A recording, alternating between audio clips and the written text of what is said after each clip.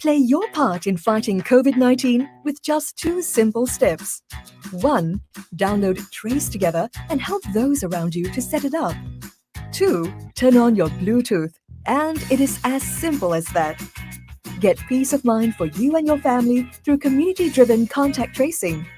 Trace Together helps contact tracers notify you more quickly if you had close contact with a COVID-19 case, whether or not you know the person. But how does it work? Trace Together uses Bluetooth signals to determine when your phone is near another phone that also has the app installed. Both phones exchange anonymized IDs, which are then stored in encrypted form, only on your phone. If a user gets infected with COVID-19, he or she will be asked to give contact tracers access to the Trace Together data, a list of anonymized IDs that your phone has been close to. And that's really it. No geolocation or other personal data is collected. The anonymized IDs will help contact tracers quickly identify and contact people at high risk of infection to provide care and prevent the spread of the disease. Take this time to 1. Download Trace Together and help those around you to set it up. And 2. Turn on your Bluetooth. The more people on board Trace Together, the faster we can combat COVID-19. Trace Together, safer together.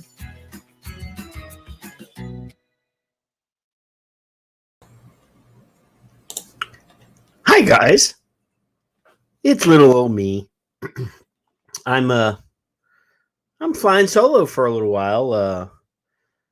Fig's not feeling good, and Kevin's got a massive headache, so it's just me for now. There might be a surprise guest pop in a little while, but right now, like I said, it's just you and I. Hey, Shannon and Cherry and Victor. I'm just I've been seeing a lot of information and a lot of stories about this track and trace stuff. I'm really I'm a little concerned, actually. Australia's implemented it, Singapore, South Korea, a couple other countries, and it's an app that you download voluntarily to your phone. Now, let's not forget that you already have apps on your phone that are collecting your data. But this is designed specifically for you to download onto your phone and for you to voluntarily sucker your friends into also downloading it, turn your Bluetooth on, and it connects to all of those people around you and collects that data. One of them tests positive for COVID, and then you get an alert saying, hey, you were near this other person. You need to go get checked. If that was all it did, I mean, literally, if it just gave you a little warning and said, hey, you might need to be checked. But who's to say that that's all it's going to do? There's a lot of hoo-ha, and a lot of people are talking and saying that, the Australian government says, once this is over with, we're going to delete all the data. It's like Facebook says, we don't mine your stuff for data. It's like Twitter doesn't track your data. Nobody tracks your data. Google doesn't track your data. But for some reason, anytime I log on, if I said I want donuts to my wife, the next thing you know, I get a Dunkin' Donuts ad on my fucking Facebook. So, yeah, it's a little disconcerting to me. That original video that I just started the show with was from Australia. And they're just implementing this app that is pretty much modeled after the one that Singapore. Singapore. I don't know what you're saying there, Shannon. I'll get back with you in just a second. Yeah, it's modeled after the one in Singapore. Same name, same basic code. and it is designed to track you. Now, there's video already. I feel kind of bad for my friends from Australia, and we'll talk about Australia later on when we get into the vapey stuff. But I'm not a big fan of them. I mean, like it says on the screen now, infected by association. I mean, they're tracking who you're with. It's none of their business who I'm with. It's none of their business who I'm near. I mean, literally, they know where you are and when you were there. They know who was there with you. And, it just kind of creeps me out. I mean, after all these years fighting the government and trying to prevent them from reaching for more power than they actually should have, I don't understand it. I mean, I literally don't, I'm not one of those people that somebody shared with me earlier a video about a global agenda. I'm not that far down the rabbit hole, but I literally don't want them having any more information than what I want to give them. I got a couple. There's another. Excuse me. There's one here from Europe. I'll share this video with you, or at least part of this video from Europe, because that first video was from Australia. This one's another one that's a little bit worrisome to me, and I'm kind of worried. Excuse me. Here we go. So yeah, let's look at this one. Europe has been looking increasingly east to see how Asian countries have handled the outbreak, and social tracking apps have proved to be highly effective. China, South Korea, and Singapore have all used digital apps as part of their public health response to COVID-19, but critics have raised concerns about privacy and the legal use of data. Dara O'Brien is head of data governance consultants Castlebridge. He says the approach taken by the three countries isn't at all appropriate for Europe. What we can learn from in the West is we can look at what worked. We can look at the mechanisms and controls they put in place, and then we can work backwards from those to identify how we could implement similar equivalent controls, if necessary, in a European context with an alignment to our fundamental rules and values. Because ultimately, if we decide that those values aren't important in a crisis, well, it's only a matter of time before we find another crisis that will excuse the sacrificing of those values, which were hard fought for and hard won in Europe. That's exactly why EU governments will likely fall behind a common strategy to end lockdowns and see our lives return to normal. They're expected to adopt tactics like Singapore, which has used Bluetooth-based technology to fight the coronavirus. Trace Together tracks connections between people's smartphones. It then sends alerts to users who've been in close contact with someone who's tested positive. So my concern is that once this epidemic goes away, once they no longer need that data, or they say they no longer need that data, they're just gonna keep it. They're just gonna keep going with it, and this is coming here. I'll show you later. There's actually MIT's working on one. The governor of Massachusetts already said that he's interested in looking into it. But hey, my last minute replacement co-host has arrived. Bullshit. They're beautiful and vibrant young Demetrius Agri. Bullshit. I mean, you only invite me when your people don't show up. That's what it was. That's not true. That's okay. So now I'm got some sound issues. Does everybody hear Demetrius? Yeah. It can't be a show without no issues, brother.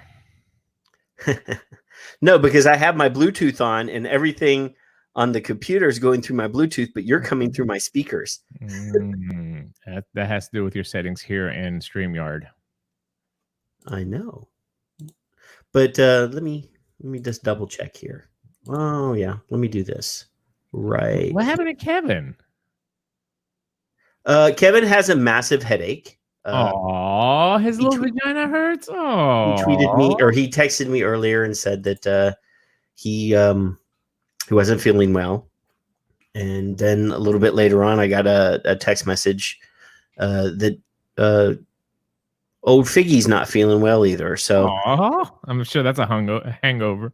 yeah, well, he posted earlier that he had started the drinking earlier in the day, a little day drinking, and that might have something to do with it. Ain't nothing wrong with that. I still haven't recovered from Phil's birthday, to be honest with you. Oh my gosh, man! For those of you who missed out on the glory of Demetrius throwing Phil a birthday party on Zoom and then broadcasting it, if you missed it, you missed out. It was a lot of fun, and you had to be there because I've deleted them now. So yeah, no, there was a lot of information on there that did not need to be shared. I was fine until about 4:30. I thought we were going to be on for a couple hours, and we're on for like 8 hours. But your best friend only has a birthday once a year. That's true. I'd do anything for him.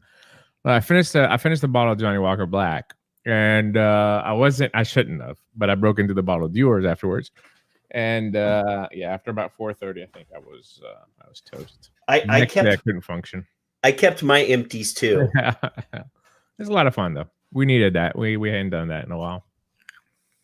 Yeah, it was definitely worth doing, and I'm glad that he had a good birthday. So good that the next day, or I messaged him the next day, and he didn't answer me until Monday. I didn't talk to him at all the next day too. I texted him about 4:00 in the afternoon on Sunday, and he didn't respond until Monday. So it was that good. And then he didn't remember any of it or a good portion of it. So it's probably a good thing. Yeah. That's okay. It was fun. We had a good time. Yeah, that's all that matters. Hey, Thomas. Hey, Shannon. Hey, Cherry. Hey, Emily. Hey, Tim. Tim Champagne. What a great guy, man. Have you actually seen StreamYard before? Of course. Oh, okay. Because I had not until I checked it out. Yeah, there's 3 or 4 different programs that do pretty much the same type of thing. StreamYard's pretty cool. I like it just because I can see who's on YouTube and who's on Facebook. Yeah. Right now does that as well too. Restream will show you where the comment is from, if it's from YouTube or Periscope or whatever. And then you can respond with your name, or you can respond with your whatever you've got, your Restream account or whatever. Yeah, pretty cool. Hey, Albert, what's up? I'm in love with this. If 75% of the vape shop owners in America were like Tim Champagne, we would be in a so much better place. That is absolutely a fact. The guy has converted more smokers in his town than the entire state combined, I guarantee. I would not doubt it at all. Now, is it champagne or champagne? Who cares? It's the same. Would you call him Tim? Really, who cares? I think we had this discussion on a previous show about the pronunciation of champagne. Yeah. I do have some exciting news. I think Tuesday on the DP show, I'm almost certain that we're going to have Alex Norcia, the reporter from Vice, on as a guest. Sweet. So yeah, I'm expecting a lot of vapors to show up and call and discuss media, because I think media is the flaming topic for vapors, and I think it's very, very important for vapors to understand how it works, and not to get upset over stuff that we can't control. Okay. Well, yeah. I know all of us want to say, like, why aren't reporters doing a better job? I think reporters, they're not just reporting on vaping. Now, okay, granted, I am with you that if you're going to cover a topic, you should do some research on it. But realistically, when you're having to do 4, articles a week, you really don't have that much time to dive in and think as a vapor, right? So Alex has been very, very good to our industry, and he is very fair and balanced, and he has done a lot of research on vaping.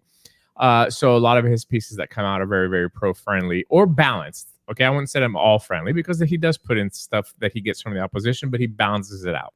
Well, and to be completely fair, there are some parts. Vaping does have some warts. Oh yeah. Come on, on my ass right now. I'm not gonna lie and say vaping is perfect and that we don't make mistakes, and the industry has are perfectly angels. That's not true. And I've blasted fucking. I have no problem telling people that there are errors and flaws and problems, and there's people that don't have the best intentions in this industry. Yeah. So yeah, I mean, it is what it is. But yeah, I mean, we have to, who was it? Oh, Shell always says nobody likes to hear that their baby is ugly. Yeah. Yeah. And that's how we are, is, there are people in the industry, at least, that don't want to hear that, that diacetyl is bad, or that too much sweetener in e-liquid is bad, or sucralose is bad. Yeah. Or that some flavors have, bad constituents that could be damaging. Every time one of those things comes out, Dr. F brings the science, and people are like, oh, well, that, we don't like Dr. F now because he said the truth. Right. But well, I think as far as the media is concerned, I think it's needed that we bring somebody in from that world that's not a vapor, that's written about the issue, to at least educate vapors. Phone line's going to be open. Vapors will be able to call in, ask questions to Alex, and then hopefully we'll answer all the unknowns and the frustrations that we have, I should say, because the frustration is the biggest part. I think vapors get frustrated and they lash out without understanding how real world works. And I think it's very, very, I know how it works because I've been working with a PR firm for the last 2 years, but I think a lot of people don't understand what it takes to have a positive presence in the media, or a paid presence in the media. So both of those go hand in hand. You're not going to be able to get, oh, let's go full blown, vaping in America unless you're prepared to pay. It's just not going to happen. No, I mean, we already know that. I mean, obviously, during this COVID thing, people should already understand, the hydroxychloroquine, for example, is less than $1 a pill. Yeah, that's what I'm vaping right now, by the way, hydrochloric. Yeah, I thought you might be vaping Lysol or something, or hand sanitizer, but they're not going to promote that. I mean, you see it now. I mean, when you turn the TV on, nine commercials out of 10 are pharma commercials. Yeah.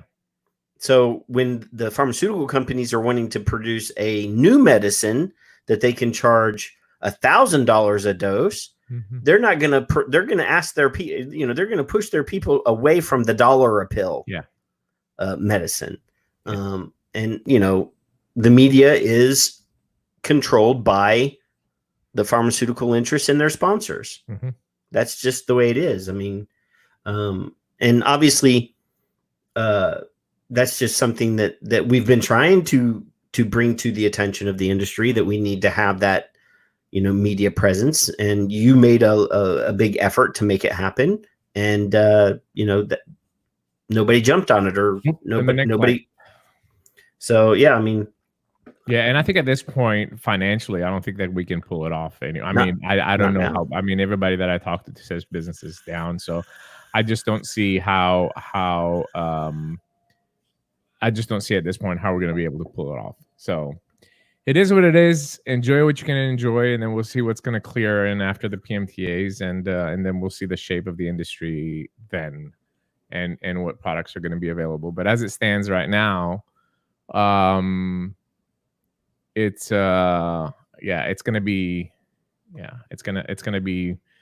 a whole different view of what vaping is in the eyes. I mean, look, they're always going to be the online thing, and the advanced vapors and all that will still thrive. But as far as the smokers, though, I think even smokers will probably have a better opportunity after all the shit goes away and the dust settles. I think that the smokers will have less, but more concentrated efforts on them, more so than the advanced vapor. Because if even financially, I had a discussion the other day with an ex Altria guy, and that was with him for 8 years, and we're working on something for Europe and all that. It has nothing to do with it, but I did bring this up. I was like, why hasn't Big Tobacco bridged the gap between the Big Tobacco space and the vaping space, right?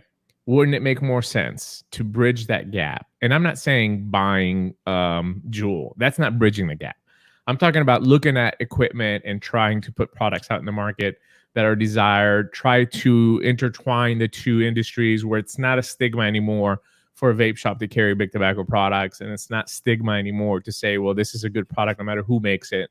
Like if I could get my Zenith tank that's helped, millions of people quit smoking, especially in Europe, if I get my Zenith tank to be carried by big tobacco, are you kidding me? Of course. I mean, think about it, as a designer of making a product that helps people quit smoking, where would you want that product to be sold? You want it to be sold to the people that can really sell to smokers. Okay, so this is how all the discussion came, because they're working on a product that they want to put in Europe, blah, blah, blah, and it's competing with a big tobacco product. So his answer was very, very interesting to me. So he said, commercially, I mean, when you get to the top level of Altria, all they care about is money. Okay. The lower level people that work for them, especially the guys that I talked to, like ex-designers that got fired over the last year, blah, blah, blah. A lot of these guys that I knew for years, original Green Smoke guys, that were there from 2011. But the lower level guys really believe in harm reduction, really believe in products and variety. At some point, Altria was even working on a squonker, believe it or not. Okay. So, but these plans never came through. It just never materialized. They work very, very slow. And then the top executives, all they look at was one thing. They look at profits for the shareholder. So interestingly enough, he says, think about this. Financially, there's way more money in smokers than there is in vapors, because there's billions of smokers versus, few million of the vapors, the existing vapors. So it wouldn't make financial sense for big tobacco to try to bridge that gap. So their concentration is going to be on how we're going to go after the smokers that don't smoke our product, and then to retain customers of the people that use our combustible product, right? Mm-hmm. So that makes sense to me. If I'm thinking about it as vaping Greek, obviously it bugs me. But if I think about it as Dimitri, a businessman, it makes absolute sense for me. They don't want to deal with this vaping segment because it's simply financially not big enough for them. Basically, that's what it boils down to. So no, bro. There's 15 million vapors in the United States. No, absolutely not. Absolutely not. I wish. I mean, we wouldn't be where we are right now if we had 15 million vapors, but we're not. We're 2-3 million tops that are vaping every day and have gotten away from those systems and stuff like that, dual use and stuff like that. But again, if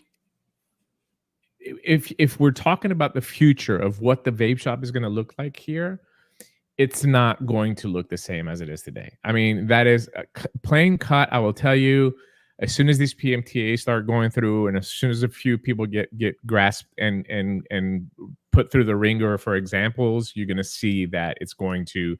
Now, again, there's going to be, RDA stuff. You'll be able to get that online in a grayish black market. It's not going to be a black market, but it's going to be a grayish black market. You're still going to have that crowd that's going to be able to get, some hardware and stuff like that on the down low. But man, I'm telling you, the FDA is not going to just sit back and allow what's been happening for the last couple of years with non-enforcement to go on. No, they're not. I did see that that Blue, that Fontum has finalized their submission. They've submitted their My Blue. Yeah, they're the second company that has submitted, and more coming. Fontum is going to drop more PMTAs as well too. So I mean, I did see. I saw the press release for that. Yeah, I mean, I tell you, us, and again, we're working on 4 PMTAs. Me, total, I'm working on like 90 PMTAs. I just have a fear that the open vapor PMTAs, they're a D- at best, and if the threshold of a PMTA has been accepted, which it probably will be either RJR or Fontum or one of these companies that's going to be granted a PMTA first. If that threshold is hit to that bar of, well, we granted this PMTA based on this scientific evidence, and now you're submitting a PMTA that's peanuts based on that scientific evidence are you going to be allowed to go through? That's always my concern. Yeah, I mean, if this is the quality of the Phantom Thank you. PMTA, and then we submit one that's down here, Correct. you know, are we going to reach the burden of evidence? Or are we, Correct. Correct. you know, because the threshold has got to be set somewhere, and it's got to be for everyone, right? Correct. Otherwise, they're open for lawsuits. Yeah, I don't necessarily think it's going to be a lawsuit. I think that the FDA will recognize before it puts itself in that situation. So they're just not going to grant it. Now, we do have the possibility, which, again, this is a very strong hope that I have, is that the FDA looks at the PMTA and say, okay, well, I like this, but I also need this, right? Yeah. That's a good sign. So then when you have a PMTA and you're going to like, okay, well, we're going to go spend whatever they want. We're on a good path. Let's go and spend whatever it is, $100,000, 200, whatever it is. We need to find the money to finish this PMTA. That way they give us 6 months to go back and do some work and some clinical trials or whatever we need to do. We'll be able to go back there and do it. Again, it's all going to have, if we don't have any examples yet. That's the bad thing. Like people that contact me to say, oh, I need help with a PMTA, I'm completely honest with them. And because I don't want to take somebody's money just to take his money, right? I think it's silly if somebody comes to me and says, hey, I want to file a PMTA, but I did the chemical work at my sister's basement. I mean, I'm not going to take your money. I'm going to be flat out with you and tell you, just keep your money, you know? But there's people out there that are taking it, unfortunately. Yeah. And it's going to hurt our industry because a lot of those PMTAs, as soon as they're going to go in, they're going to be kicked back. Yeah. And now you know a lot more about this than I do. That's why I'm an expert on it. Yeah. So if you have any PMTA questions, ask them now. You get a free. So for example, we have a PMTA extension until September, right? And then after September, if you don't submit a PMTA by September 9th, 2020, yes. What happens? Probably nothing. I mean, I don't think like September the 10th, FDA is going to wake up and start fining people. I don't think that's going to happen. But technically, the products that are on the market on September 10th that have not filed a PMTA from the deadline are all illegal. Okay. Okay. So then I remember at some point there was discussion about they had 1 year to process your application. Well, that's what they have said. I think they're going to use enforcement discretion on that, and I think it's going to take way more than a year. But again, you have to file. Yeah. Okay. So if we look at the pattern of the FDA in the last 10 years, they've received about 800 PMTAs in the last 10 years. Okay. And the process for these PMTAs, unless it's outright rejected, which most of them have been so far, if it's going to be accepted, it might take them 4 years to process it. So if they're going to accept 1,000 PMTAs that first month, it's going to take a very, very long time for them to process it. 900 years. Yeah. Again, based on what we've seen so far. But the fact that they accepted it means that that you can continue to sell your product legally. A. B, it means that you continue to collect data on your product that you can amend into your PMTA. C, it tells you that the FDA really is not concerned about your product being on the market right now. Like there's no fear of you selling this product. The great thing about having a product that has a PMTA inside, whether it's been approved or not, means that you can collect recalls, consumer confidence, consumer complaints, sickness, poisoning, anything, all that stuff that goes, you can report that to the FDA as the ongoing process of the PMTA goes. I know I sound like I'm like a Fed shield or whatever. I'm just being completely honest with you. This is the best thing that can ever happen to vaping is for a PMTA to be accepted. I've said this for the last year and people think I'm fucking crazy. And of course people think I'm crazy because they can't afford it. And I get it. I mean, call me the bad guy, but I'm just telling you that the best thing for the vape shop right now is for companies to spend money and put PMTAs in. That would be the best thing for the vape shop. And it'll be the best choice for their customers as well too. I mean, I've always said that I think that there's going to be a handful of companies that get approved. Yeah. I mean, there's going to be a handful of companies that are going to submit PMTAs that are valid. That should be your concern. I don't necessarily think that there's bad and good e-liquid out there. I mean, it's all the same shit. But I think that there's companies that are willing to invest to do testing and do at least, a C plus, B minus PMTA versus a D minus PMTA. You can't do an A plus PMTA. It's financially impossible. Well, I would say for 99.9% of this industry, it's impossible. So if you submit something and it's accepted, then you can easily turn around and use that to your marketing advantage as well, too. There's a whole slew of things that go good if your PMTA is accepted. And by accepted, obviously, I mean approved. I mean accepted.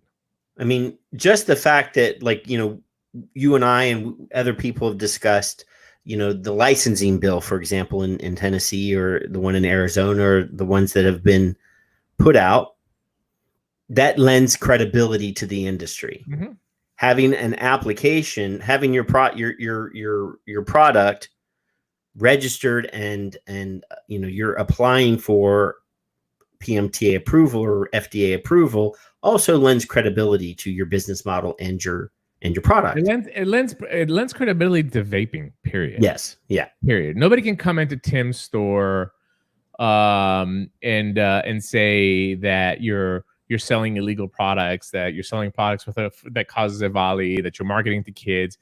Tim can turn around and say the products that I sell have authorization from the Food and Drug Administration. I mean, that shuts down media, it shuts down politicians, it shuts down PAVE, it shuts down tobacco-free kids. It shuts down so many things against us, and it legitimizes the vaping industry.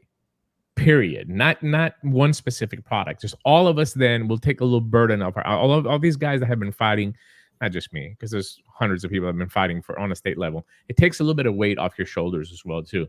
Now, having said that, of course, there are going to be shops that are going to continue to sell adulterated product and illegal product and all that. That's always going to make everybody look bad. But it does lend credibility to the legit vaping industry. And I think it also legitimizes the product to smokers that might be afraid now because of the volley and the fear mongering to try vaping. So if you say that you're selling product that has the authorization from the Food and Drug Administration, maybe a smoker would be more inclined, at least half of them, if we believe that we're a divided country right now, which we are, at least half of them that probably believe the FDA will say, well, let me give it a shot. Well, and, I actually saw another piece this week that was discussing the confidence in vaping. We talk about the numbers from 12 in 2012, 2013, 2014.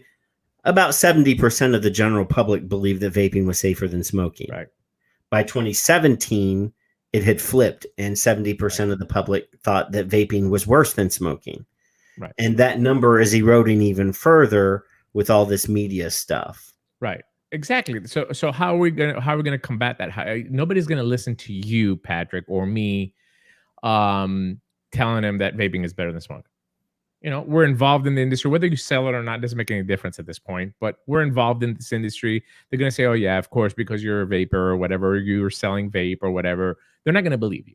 They're going to believe the media. And there's no way, we said it before, there's no way for us to change the media perception because we simply don't have the money. Well, here's another way that we can change it is by getting authorization for the product. It's a task. It's difficult. I hate it because a lot of the small companies won't be able to do it. And that sucks. I mean, it really, really does suck. Unfortunately, that's not my fault. I mean, I can't help that. Don't blame me for that. I'm just being completely honest for the good of the industry. And I'm being completely honest so people understand exactly what the situation is. And then you can make a decision on how you want to move forward. Look, I know that people that make liquid will always going to continue to sell, whether it's going to be in a Facebook private group, or whether it's going to be on Twitter, whether it's going to be on Instagram. I mean, just like dank vapes are sold right now. You can go get dank. You can buy dank vapes right now on Instagram still. So it's going to continue. But for the mainstream vaping scene, and the vape shop has a lot to do with that, it's going to change.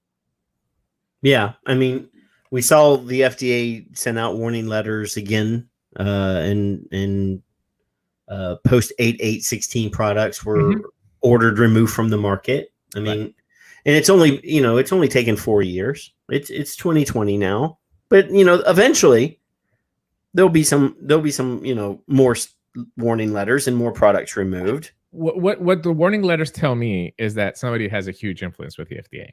Okay, so if we look at the letter that Matt Cully received for his nudge RDA, that complaint on Matt was filed a little over 2 years ago.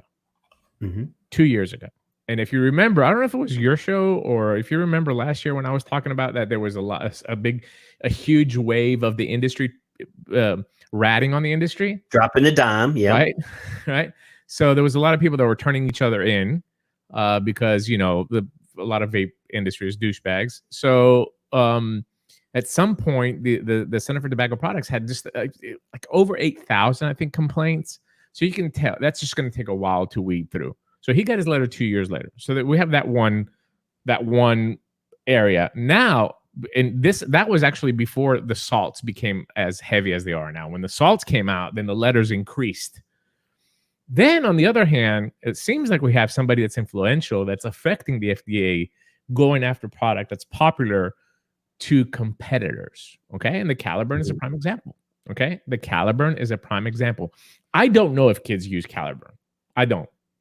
I know a lot of adults that use Caliburn, right? I don't know if any kids use Caliburn. But for the FDA to handpick this product, an open vapor product, and put it on that list, that means that somebody's gotten into their ear, and because it's a newer product, even after the Nudge RDA, which is the Matt Cully product. I think the Caliburn came out last year. Yeah. Right. So why would it receive a letter right now? The only thing that I can think of, again, I don't know, we don't have any insiders in the FDA, but the only thing I can think of is that somebody's in the ear of the FDA saying, okay, you need to go after this, just like they did with Eon Smoke and a few of these companies that were huge competitors to Juul and huge competitors to other closed pod systems. So they probably have some influence. That's all I'm saying. Yeah, somebody probably said, hey, look, here's my PMTA. Oh, by the way, there's another product out there that I know wasn't out. Yeah, I don't necessarily think if it went down that way, but in some other way that us peasants really don't understand how it works. That's the reality. Yeah, it sucks. Yeah, it does suck actually, but you know, for me, you know, I'm fine. I'm gonna be fine. Sure. Like I know people, I have connections, I can pick up the phone. I'll have Troop and Andrea make me liquid. Hey, you know, send me some candied Cavendish. Yeah. You know, no big deal. But for me, you know, I still feel like the smoker who we've always been trying to, you know, get the attention to, but the industry, you know, I heard you say the other day on the Smoker Show, the reason Juul got so big was because Juul focused on the people that we were ignoring. Absolutely. And I 100% agree with that. And they would have been the ones that would have been here now for the vaping industry if we had, kept our attention on them. Yeah, I think that Juul made a lot of huge internal mistakes. Okay. Yeah. After it was purchased by Altria, they made huge mistakes, and there's a reason why the CEO caught COVID. I don't think that the CEO got caught COVID. I think he was canned, and the company, to appease shareholders, probably brought this up as an excuse. But you don't leave your position as CEO of that department if you have COVID. Okay, it's a couple of weeks. You're gonna get better. You got millions of dollars. You're gonna be healed. Hey, look. Andrew Cuomo, or not Andrew, what's the other one? The other Cuomo. He got it and lived in his basement supposedly for whatever. And hey, Amanda, even though we know he wasn't living in his basement, he still was on TV every day. Right. So they made a lot of mistakes that I think that they've looked back now. But I think that they're still banking, and we can see, I'm a stock market guy, and you can see that this quarter how well they've performed. I think that I think as a company, again, I don't know, just from what I hear. I think as a company, all they're waiting for is the September 9th deadline. That's all. And I think a lot of these big companies they're not concerned about us. They're not concerned in because they know in a regulatory framework that they can outspend us. So the mistakes that they've made in the past definitely have hurt them a lot. We've seen they've laid off people and all that. But I think partially that is to appease the shareholders of them spending, all that money to buy Juul made bank. And don't forget that there's an FTC investigation still withholding. Yeah, they may negate that purchase. Yeah, James and I think Matthew Salter were witnesses to that. We've been called, and we've submitted a bunch of stuff there. It might go to court. Who knows? You might see me in court testifying. But I don't think it's gonna make it to court. But so there's a lot of things out there still that are still unknown. To me, if you're a company that can afford to do a basic PMTA right now, you should go put your PMTA in. At least A, best case scenario, it's accepted, not approved, accepted. Best case scenario. B, worst case scenario, they're all rejected. That's even a good scenario for us. If they're all rejected, then we have even more as the lawsuit progresses, right, and goes from court and appeal and court and goes to the higher courts. It just builds more evidence that the FDA really didn't do anything for small business, Right. which we know that they haven't done anything for small business. So if they're all rejected, when we go to the next court, we can say, hey, look, we did our best attempt to submit PMTAs here, and they were all rejected. What I can tell you is that from my legal team, that I work with for PMTAs, they told me something very, very important. They told me, and this is what we're submitting with every PMTA. Every PMTA that I submit shows that our product is way less harmful than cigarettes, and it's also less harmful than IQOS, which got approval. Yeah. So our argument is, if our product we're showing you that it's less harmful than cigarettes, less harmful than IQOS that you've approved, then we shouldn't have to meet that huge extreme burden to pass our products through PMTA. That is the strategy. Now, if it's going to work, I don't know. But I'm telling you, it makes sense. I mean, telling you that's the strategy. If it's good, we're yeah. Well, hey, Bruni, what's up? All the way from down under, Bruni. Great guy. Yeah, I mean, I'm just, after all this time doing what we've been doing for the last decade, because I started vaping in December of 2010. So I'm almost at my decade mark. And I've been active in advocacy and following legislation and following the public health and name only groups and, doing what it's for me. I look at the misinformation. I look at this and I'm so indoctrinated into tearing their stuff apart. I see their lies and misinformation like that. But I've been doing this for a decade, and I can point out all the fallacies. Regular people that haven't done a minute of research into vaping and have no reason to look into vaping, they're not gonna be bothered to do it. No, and plus plus the information that you get, like if you type, e-cig in YouTube, the first result that comes out is e-cig explodes. So we, as far as even SEO, if you want from a digital age, if you want to talk 2020, right? Mm-hmm. Even from an SEO, we're doing a poor job. Like if somebody does a research on Google on vaping, on the first page, they're going to find all bad stories or bad things about vaping. And then maybe on the second and the third page, which usually I never go. I mean, well, I do sometimes because I'm a research freak when I want to buy something, but most of the people are not going to go to page 2. So it's very, very difficult to make the case. All that is solved by a PMTA. All that is solved. Yeah. And again, hey, Mike Peterson, what's up? Again, when I say that, a lot of people in this industry hate me. Mm-hmm. But they don't hate me for Dimitri. They hate me because they know that when I say something, I mean it from the heart and I mean it with a reality purpose, and they just hate the system. And I'm just the one that's bringing the bad news to them, or the reality news, if you want to call it, not the fake news, the panic porn. So, but that solves a lot of our issues. It really does. Yeah. And if it's approved. I mean, if it's approved, can you imagine? Forget modified risk. We're talking 10 years down the line for modified risk for vapor products. But if you get a PMTA approved, listen, I mean, I challenge any state governor to sign a ban on a product that has market authorization from the Food and Drug Administration. I would love that challenge in any state. I mean, I would probably set up a legal team just to take those lawsuits. And I'll make money because I think I'm going to win them all. Like, not only win the lawsuit, but counter lawsuit the government for money for wasting our time. I mean, considering you've got a product that's got, you've got the federal government, the FDA's approval. Absolutely. How could a state governor who has no credentials at all? Absolutely. But people are upset because they can't do PMTAs. You understand what I'm saying? So I think that because your buddy, your favorite, they're upset and they're taking it out on the wrong people, like taking it out amongst us. And we shouldn't, because I didn't create the system. I don't agree with the system. I don't even think the FDA agrees with the system, to be quite honest with you.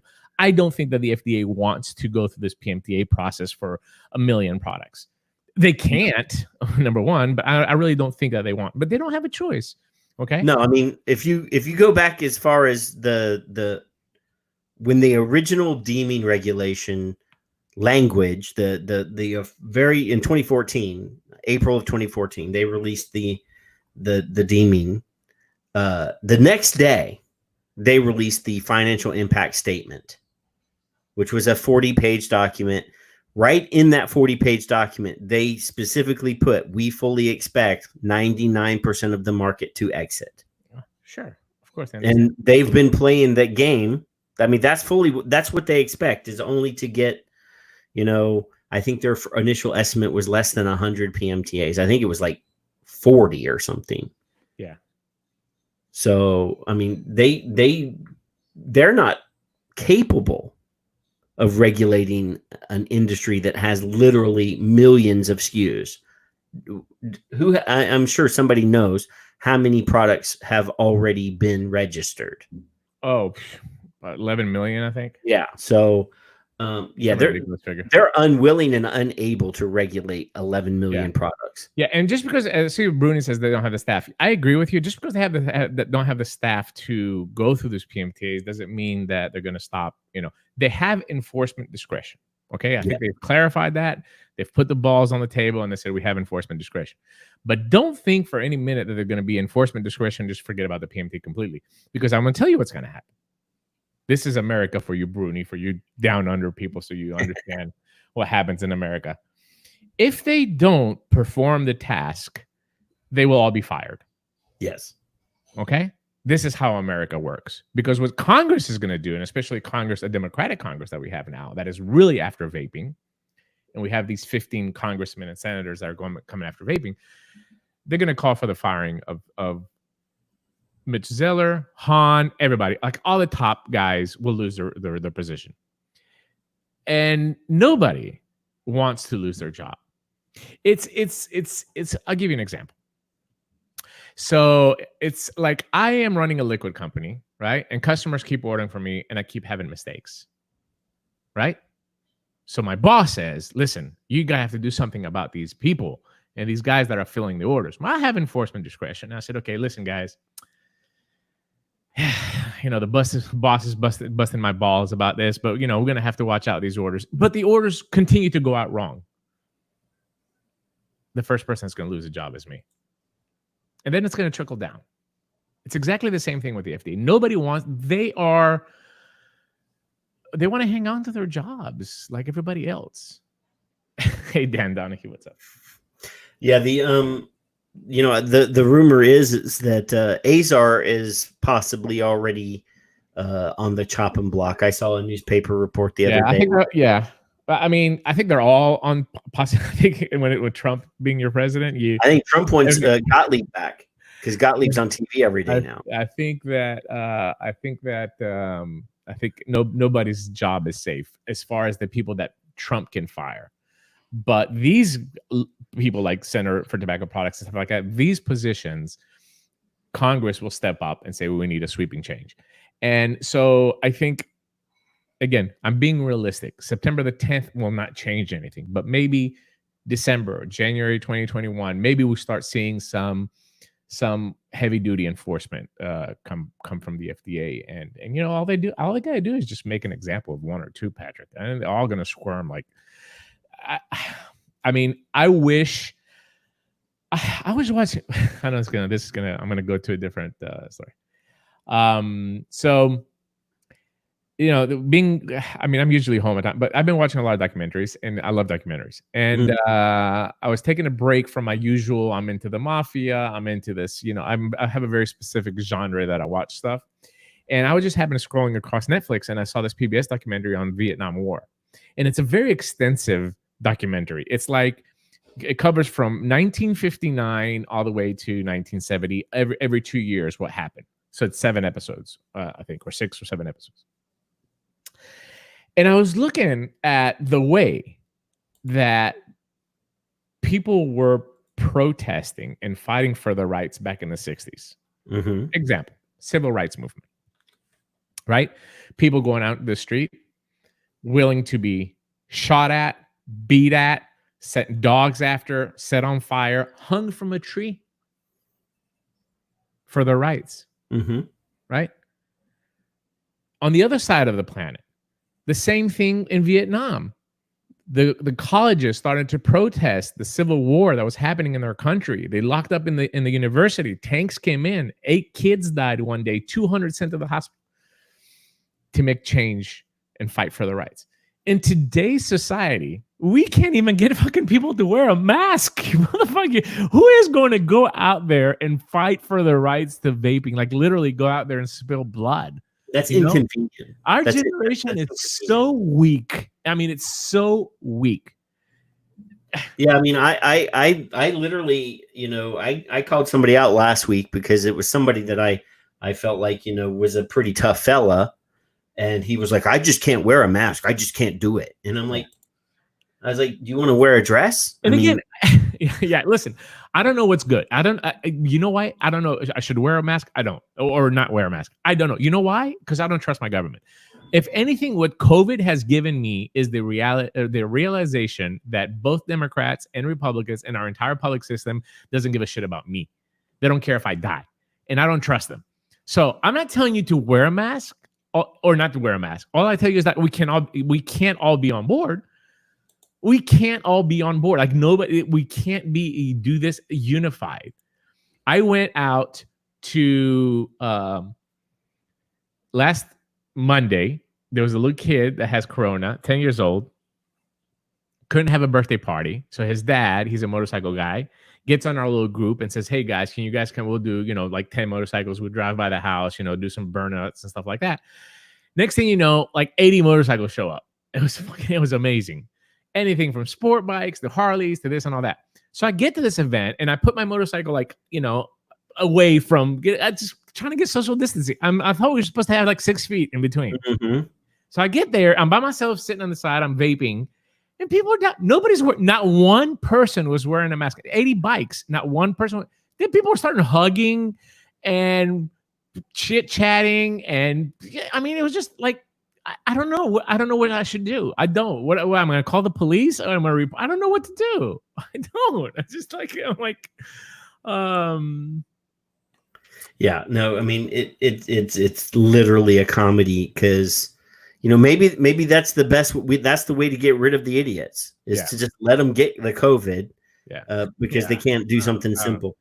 But and Dan brings up a good look at Michigan. What happened? These guys, you had about 20 guys show up with guns and AR-15s and all that stuff. So, like, would anybody take us serious like that? And by the way, can I just put it out there? If this was 20 years ago and this happened, that was black people, they all had been shot. There's no doubt in my mind. Okay, I mean, literally, they're all gonna be shot on. Like, they wouldn't take one step near that Capitol. But what we need to do is we need to have 70-year-old ladies that vape to go there and protest. And grandma, we need grandma. Yeah, grandma and older people. Okay, I mean, in Dan's age group or Phil's age group, we need to get those people there. But it's impossible for us to organize to be able to bring 15, 20,000 people to do that and have the right look that goes along. I mean, it's a huge task to undertake. So quietly, surely, back rooms, whatever it's taken, they're just chopping away, and then the tree is getting smaller. I just watched Merchants of Doubt.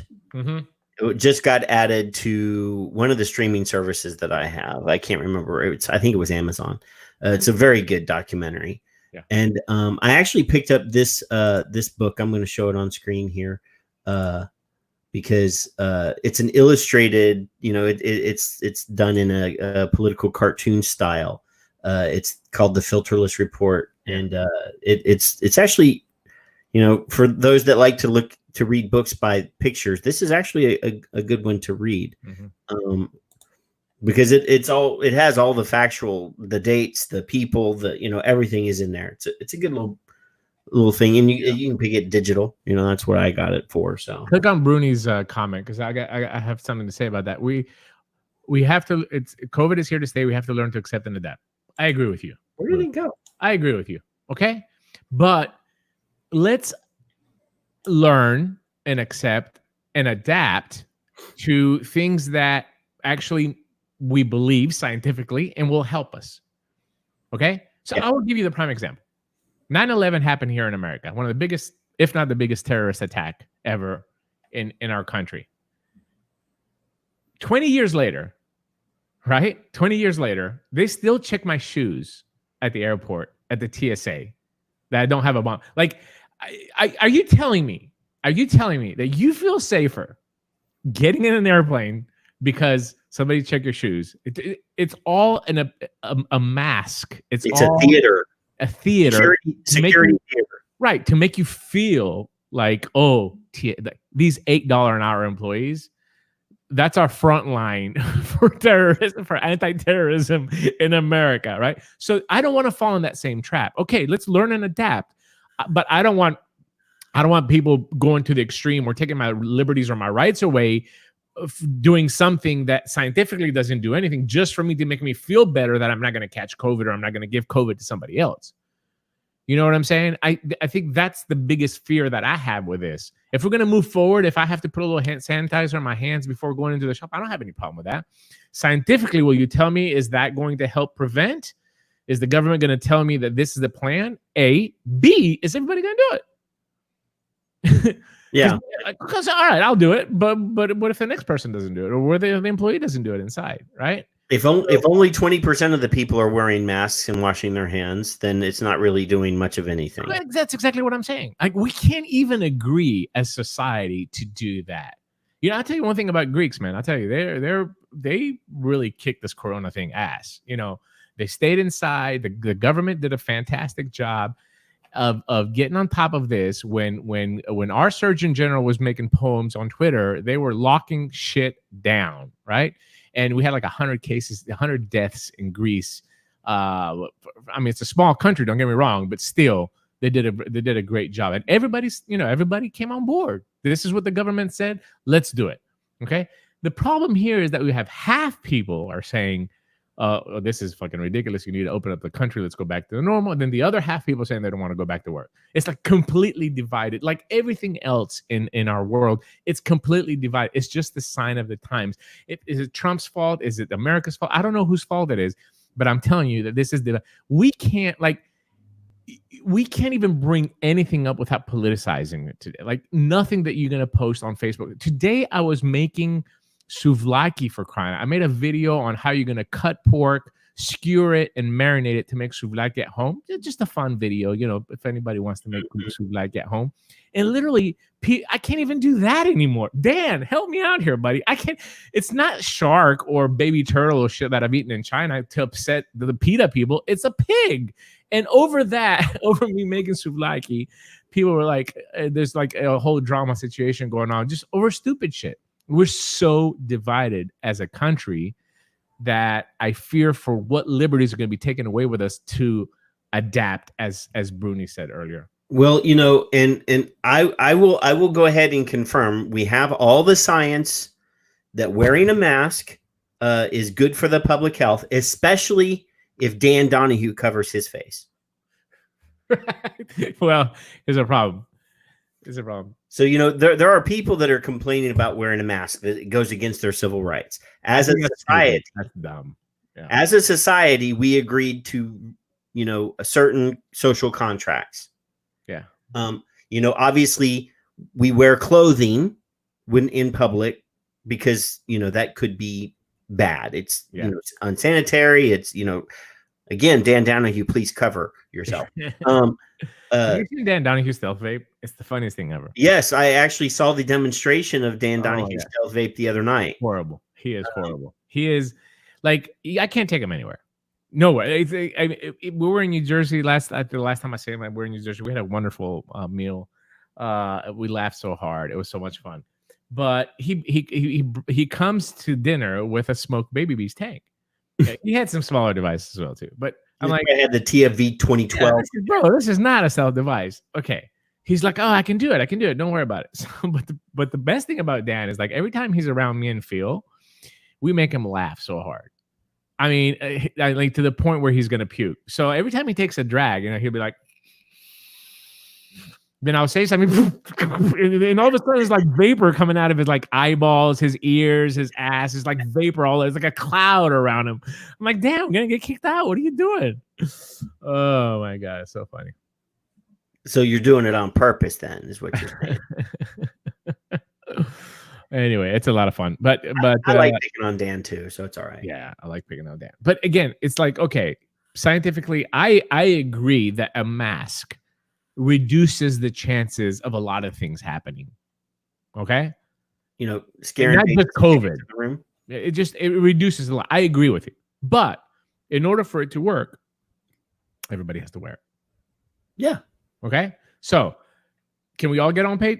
Then the government needs to stand up and say, mandatory. I got an email from American Airlines today saying that May 11th, mandatory masks on all airplanes if you're a customer. Absolutely the truth. There you go. We have a policy. If I'm going to fly American, which I'll only fly American, I'm going to have to wear a mask. I've accepted it. It's not like I'm going to call Delta, hey, what's your mask policy? This is what I'm going with. I'm going because this is what they told me I have to do. Everybody has to do the same thing. The government wants this done, which the government is never going to do here. You know why? Because the Surgeon General has all these tweets about masks being irrelevant. So if they do a mandatory mask thing here, that's going to be brought up. I guarantee it. And that's when Surgeon General will be fired. But if the government should come out and say, okay, we all wear masks, I'm down with it. I'm down to do it. But I'm telling you, nobody's doing it. Yeah. Nobody's doing it. Yeah. So here in Texas today, May 1st, shit started opening. The governor said the restaurants could open as long as they follow certain guidelines and that they can maintain social distancing and the tables have to be spread apart, and movie theaters and the mall can open and retail stores can open at 25% of capacity. So is there going to be somebody at the door of every one of these stores with a clipboard marking off how many people have entered and exited the building? No, especially not now because they're hurting for money. So I was today. I stopped at AutoZone to get something, and it's so funny. Like they have the little arrows down there. Hey, look, there's like a dozen people inside the store, right? And it says on the door maximum 10. Whatever. I mean, I didn't sit there and individually count it. I just guesstimated it's about a dozen people in the store, and they have these little arrows down. Most of the old people can't see them; they don't know what's going on. And then they've put a 6-foot separation where you check out your stuff. So I got like some Goo Gone or something for the Jeep and some cloths or whatever. So he's like, put him on the thing, and I'll scan him. So he's sitting in the register, and it literally takes the gun and scans him from 6 feet away. Okay. So, all right, the credit card machine is right there. I put my card in. I punch my number, pay. He literally takes the receipt, walks around, comes right up to me and hands it to me. Now, you know me. I mean, I love, when I get into those moods, if I want to like really, like I could literally spend the next 2 hours over there discussing this with them and the management. I didn't. I just took my shit and I left because I didn't want to deal with it. But I'm saying is that, are we doing it for a false sense of security, simply like TSA sticking their finger up my ass every time that I travel, and me thinking, and you seeing me have my finger, my anus violated by the TSA, feeling more secure about boarding that plane because they did that? Yeah, that's a false sense of security. So are we what we're doing now to kind of like appease you psychologically, or are we really doing it to help people? Yeah. No, today Lowe's opened, and they have, I drove through the parking lot. There's a line of people. They're monitoring who goes in, how many go in, how many come out, all that. Drive over, to the lumberyard section on the side, and there are the guys there that are loading the trucks for the customers with the big pieces of wood and stuff. They're all that line to make sure that everybody maintains they're following the rules, and everybody in line's got a mask on and everything. The guys loading the lumber into the truck, no masks. Yeah. They walk right up to the dude. Yeah. So I mean, So Albert says, I have no problem following the guidelines because it's a personal responsibility. Okay. Great comment. And I think the government should suggest it, not mandate it. I love that. Let's all go with that. Albert, I'm down. But again, Albert, what I'm telling you is that we all have to roll with that. You understand what I'm saying? Yeah. So not everybody understands personal responsibility, Albert. I don't have to tell you that, buddy. Right? Amy, the Walmart here have little dots on the floor for everybody. So there are lines to get in, but they're spaced out. And there are lines at the checkout that are all spaced out. I don't know. And my thing is, here at least, everything didn't close. I mean, the mall closed, for example, but other stores were still open as long as they were doing curbside. For the products that you can actually sell curbside. But the other retail's open today. I feel so bad for small business. I really do. I feel bad for vape shops. I feel bad for restaurants. I mean, I have a lot of friends in the restaurant business that are really hurting right now, including the restaurant that I sold to the guys here in Eastridge. But the government's not doing anything for you. So what are you supposed to do? I understand why everybody wants to open. I get it, because you're not getting any help. And I'm talking about help. I'm not talking about $1,200 check. I'm talking about help, right? These businesses to survive need to have rent relief for the next 6 months. They need to have small business loans to be able to cover their bills and pay their employees. The employees should be paid from the business, not from the government. So the government needs to subsidize the business to be able to pay these employees, even if they're working remotely. Okay. But the government's not doing any of that. No.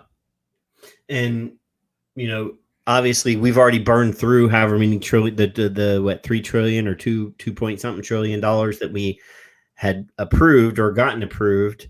And, you see stories all the time of these big, huge companies taking advantage of that. And the small business guys couldn't get the loans processed. Yeah.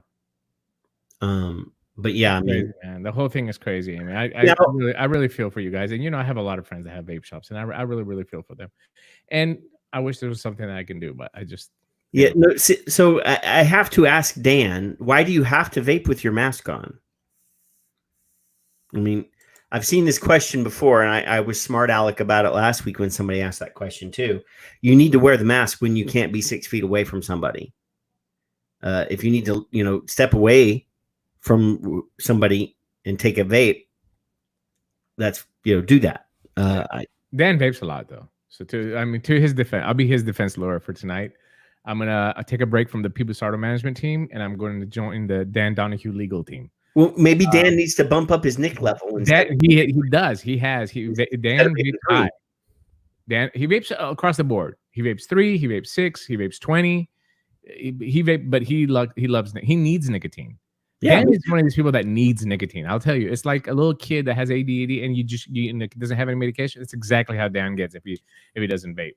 So maybe me and Phil can sit there and design a mask that has a personal vaporizer on the inside, and it has like little exhausts coming out the back. China would make that shit. Oh, I can have that in 8 days here. OEM with your own name on there. We'll call it mask bars or just get an N95. Puff mask bars. Puff bar masks. It's a little battery in there. A Z coil. We can make it happen. Trust me, we can make that shit happen. This is a damn good vape. Yeah, it's too heavy to put in the mask. It has to be something light. It has to be like a little pod system light, but it also has to have like where you suck from one end and then exhale from the other end. Like whatever you exhale, it needs to go in the back. Because if it exhales in the front, then that's defeats the purpose of you having a mask. Right. Just Especially like those 18-wheeler truckers that have exhaust big, pipe, you know? exhaust pipes going out. That's what it is. Yeah, that's a lot of fun. You know, I mean, I never went below 12 because I knew that I needed my nicotine. But I can take a couple toots and I can go like 20 minutes without having one if I don't need it, you know? Yeah, I'm the same way. I mean, the last month and a half that I haven't been traveling, I've been vaping a lot, but that's just I'm sitting here doing nothing. And I normally never take vapes to the bed, but I haven't been able to sleep for the last couple of weeks. So now I'm taking my vaporizers there, watching TV, and vaping. I'm vaping constantly. And I still vape 12. Yeah. As an all-day vape. But well, there's some stress. I mean, I know by the way, if you haven't watched or listened to the most recent episode of Vaping in the Mic, I listened to it in my car today while I was at work, and your wife was an amazing interview. Yeah, she did really good. You know, in all the time that I've known you, I've never really had much contact with her, other than in the chat room. Sometimes she's not. But that was a very fascinating interview. So everybody go listen to Mike's show. Mike was in the chat room a while ago. I don't know if he's still there, but it's here on the Smoke Free Radio Facebook page. It's on our Spreaker page. Vaping in the Mic. It was a good interview, and obviously the one he did last week with you was good as well. Yeah, my wife did better. Amanda, yeah, for us that travel a lot like you and me, it's tough. For me, it's just tough all around because I have to deal with 3 women here constantly, and you know if I don't have a break in between, it's tough. Today I took the motorcycle out for another ride for an hour. I tried to get away for a little bit, but it is boring. But it also throws off the rhythm. You understand? So there's a rhythm in the traveling and all that. If that's your work, if that's what you do for work, then you get into that rhythm, and all of a sudden that stops. I've gained like 14 pounds. Like I didn't flatten the curve. I fattened the curve. But anyway, I'm going to get on the treadmill this week. I made the decision. After no volleyball. After I ate the soup, and no more volleyball. I mean, volleyball is a great sport. There's not a lot of one-on-one contact. And I mean, if you're sick, you're not going to come play anyway. I don't know why they stopped the volleyball. Well, they stopped all the gym. Our league was supposed to start May 2nd, tomorrow, and it's been delayed now. So I don't know what's going on. Yeah, I mean, some of the here, you know, and I'm kind of weird. I'm in this, you know, I talked about the very beginning of the show, the government trying to use electronic surveillance using Bluetooth connections on your phone to track who you're near and around. Yeah, get back to that. I don't want to change your that creeped me out, and seeing that it happened everywhere. But then I found that Google and Apple are joining forces, and I'm going to play here. I'll share this on the screen for a second. Yes, go ahead so I can get a drink. Okay. So yeah, I mean, this is Google and Apple announcing their partnership on a contact. Oh, you know what? I probably need to click a tab. I probably didn't hit the sound button, which is kind of important. So here we go. Let's just check this out. I mean, and everybody says not in America, not in America. Well, guess what, people? Valley product launch quite like the one on Friday. The CEOs of Apple and Google released this joint logo signifying their combined effort to combat the coronavirus. Next month, each company plans to roll out technology on their operating systems that can notify. Can y'all hear that? They've been in contact with a person who's tested positive for COVID-19. It is called contact tracing. Wired editor-in-chief and CBS News contributor Nick Thompson is here with details on this. Nick, a lot of questions about this. First, how does it work? Okay, that's what I was asking for. Yeah, I don't know what's going on here. Let me double check my sound settings because that was weird.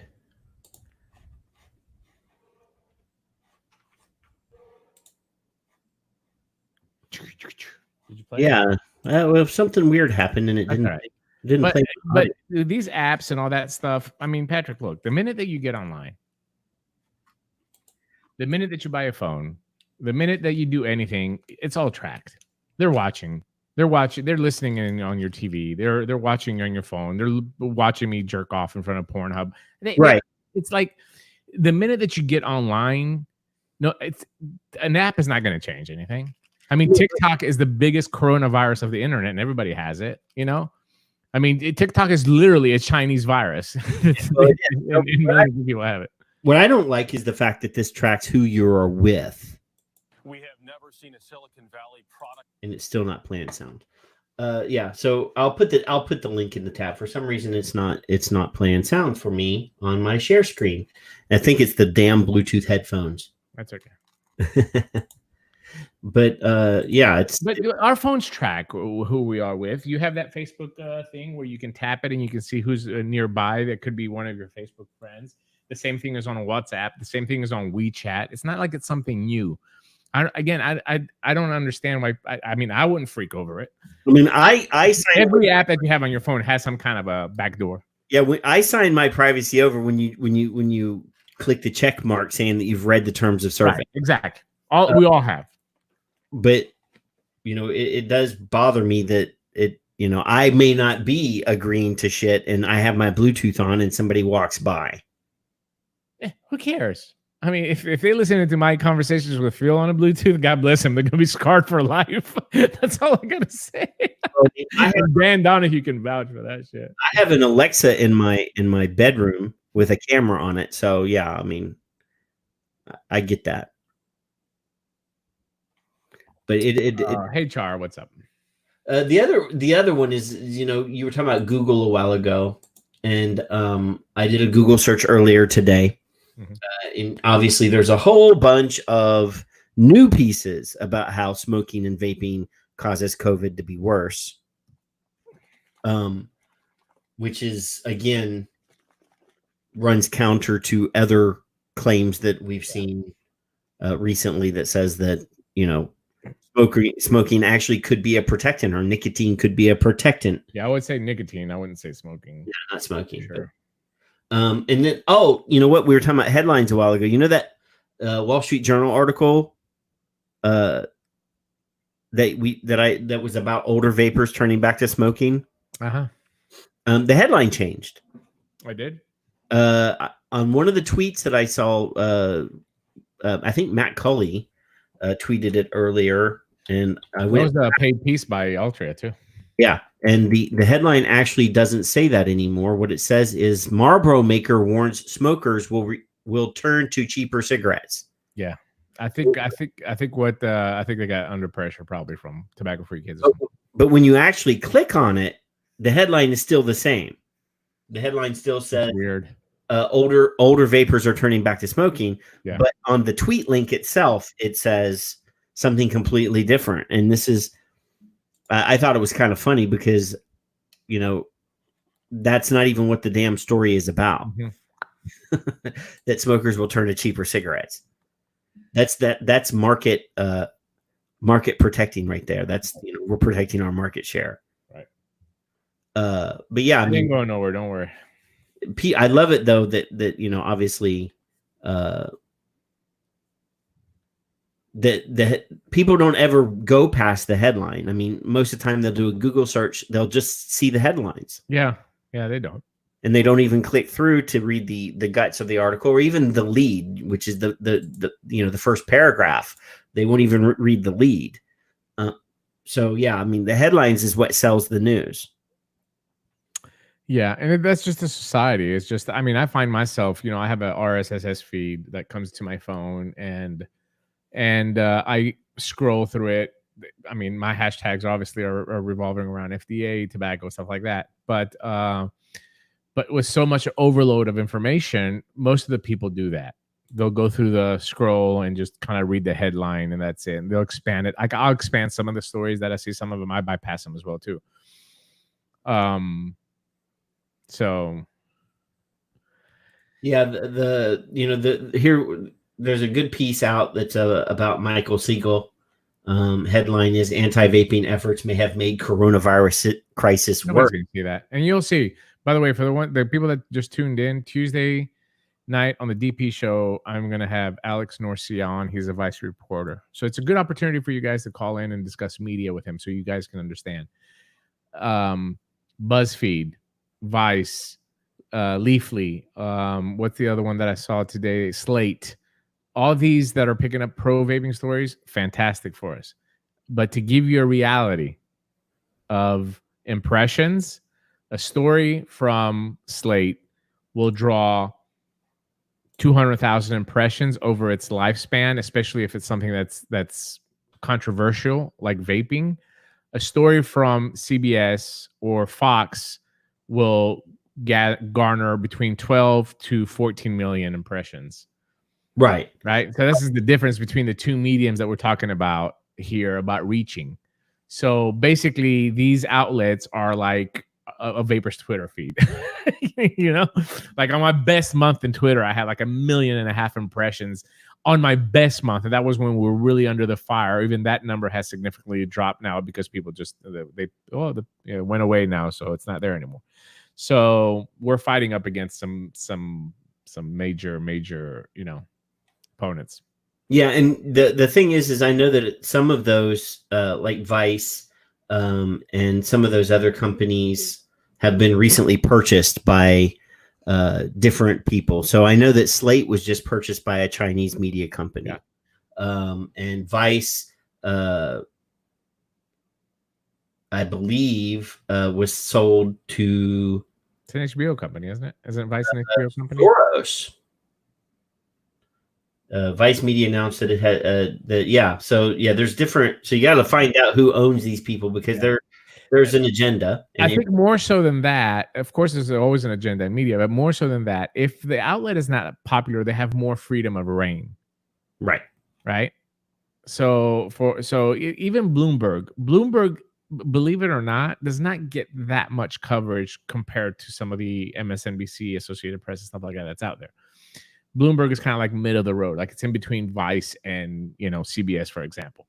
But even in Bloomberg, they still have a little bit of lenience as far as what they're going to get through. It's not like this dictatorship of the editor has to give you clearance for that to go through as you would have in the higher ups of the media. And what the higher ups of the media look at is who spends money with them. That's how they run the stories. And our opposition spends a lot of money on media, so obviously they give them pro opposition articles and news stories mostly. Yeah, I mean, but there are some. Actually, I and you'd have to go through my Twitter feed maybe a month and a half ago, 2 months ago, maybe. Actually, one of Bloomberg's people actually published. It was There was another one just a few days ago. Very good article, and I actually retweeted it and I tagged the author, and I'm like, "Are you sure this got approved by Bloomberg editorial?" Yeah. Because it really depends on which section of the news it is and who's the writer and what the following is. I'm telling you that all this stuff is calculated. They're willing for a piece to go out that's going to get 200,000 views that they know is not going to draw the attention, and then they can also say that they're fair. Yeah. I guess. Yeah. Well, look, we published a pro vaping article 6 weeks ago. Exactly.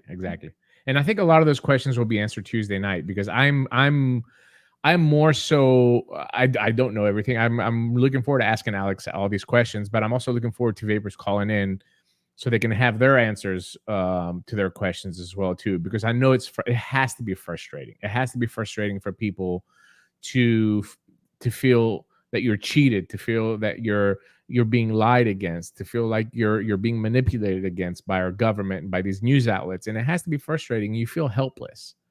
I know I used to, I don't that anymore. I mean, I've grown to understand the system where I don't feel helpless. I just understand that's the game. Right. But I think it's going to be very, very eye-opening having Alex answer all these questions for us. I mean, we definitely, we need that exposure. We need as a community. I always air quote community. As a community, we need to have contact with people that are not part of the community because, I see this all the time. Vapors sharing articles from vape media. Yeah. Those go nowhere. Yeah. You know, I mean, imagine what it'd be if we could get Amanda Wheeler on Anderson Cooper for a 2.5-minute segment, because this is what you're going to get. Yeah. When you're buying ads with CNN, you're going to get 2.5 minutes with Anderson Cooper.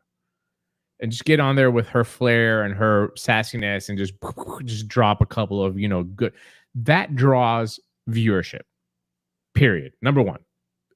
When you see these repetitive guests on these shows, not having to do with vaping, just in general, when they bring on, the industry, experts, they're meant to come on because they draw an audience. Whatever you're going to do, if you have that punch, then media wants you. They want you there, not because you're saying the right thing or you're saying the wrong thing. They need people that bring that fire out. But in order to get Amanda on there, or anybody, even Super Bloke or whatever, we need to buy into that system. Yeah, that's And, you got to buy $500,000 in ads or something to get in there. Obviously there are certain people that you want to be on with. There's no better example than when Tony, on, around, or near the September 12th tweet, was on Chris Cuomo. Mm-hmm. And he got shredded. He got raped. And the very next day he was on Fox News and did a great appearance. Yeah. But when Greg went on Chris Cuomo, Greg was prepared. Greg knew this guy's a jerk. This guy's going to come after him aggressively, and he was able to bite back. Yeah. But, I think when it comes to response time, it's crucial to be able to be prepared to not only to come back, but you need to come back more. Like if somebody comes aggressively at me, a legislator, for example, you can't sit back. You have to come back aggressive, but you have to be prepared to drop the knowledge in a way that it's respectful, but disrespectful at the same time. It's scientific, it's educational, it's factual. Like you have to combine all. That's an art to be able to do that. I think it's an art that I have down pretty good. But it's definitely a special skill for you to be able to have all this stuff in your brain in such a manner where you can come back immediately. Any kind of pause there, they take over, and every you do. That's when they find the opportunity to interrupt you, and they go in there, and it's. Listen, you can't blame Tony. You can't blame anybody for that. Yeah. There's PR companies that spend millions of dollars to train people before they go on TV and tell them exactly what they're going to say and prep them up and anticipate questions. And we just don't have that budget to do that. But the majority of these people that you see, especially constantly on TV, they're all trained. The PR company will sit them down and say, okay, be careful. It's just like having a campaign manager, basically. That's what a PR company does for you. Campaign manager will say, okay, we're going here to Bumblefuck, Georgia. Don't say this. Forget about this. They have mostly whites. They have this. Stay on this crew. This is what you're going to do. And you go in there and you're prepared to address that crowd. And in our case, not only for Greg and for Tony, we've seen this multiple times with vape shop owners and people in the industry that have given interviews that make me want to shoot my left ball off. I mean, it's just true. It's just, and I'm like, does this guy really just open up his mouth and say this? So we just simply have not had any, training, or they didn't reach out to ask for anybody. They see it as an advertising opportunity. Oh, I'm going to be on TV and the news. And the next thing you know, they make you look like a drug dealer on the news, because you're not prepared.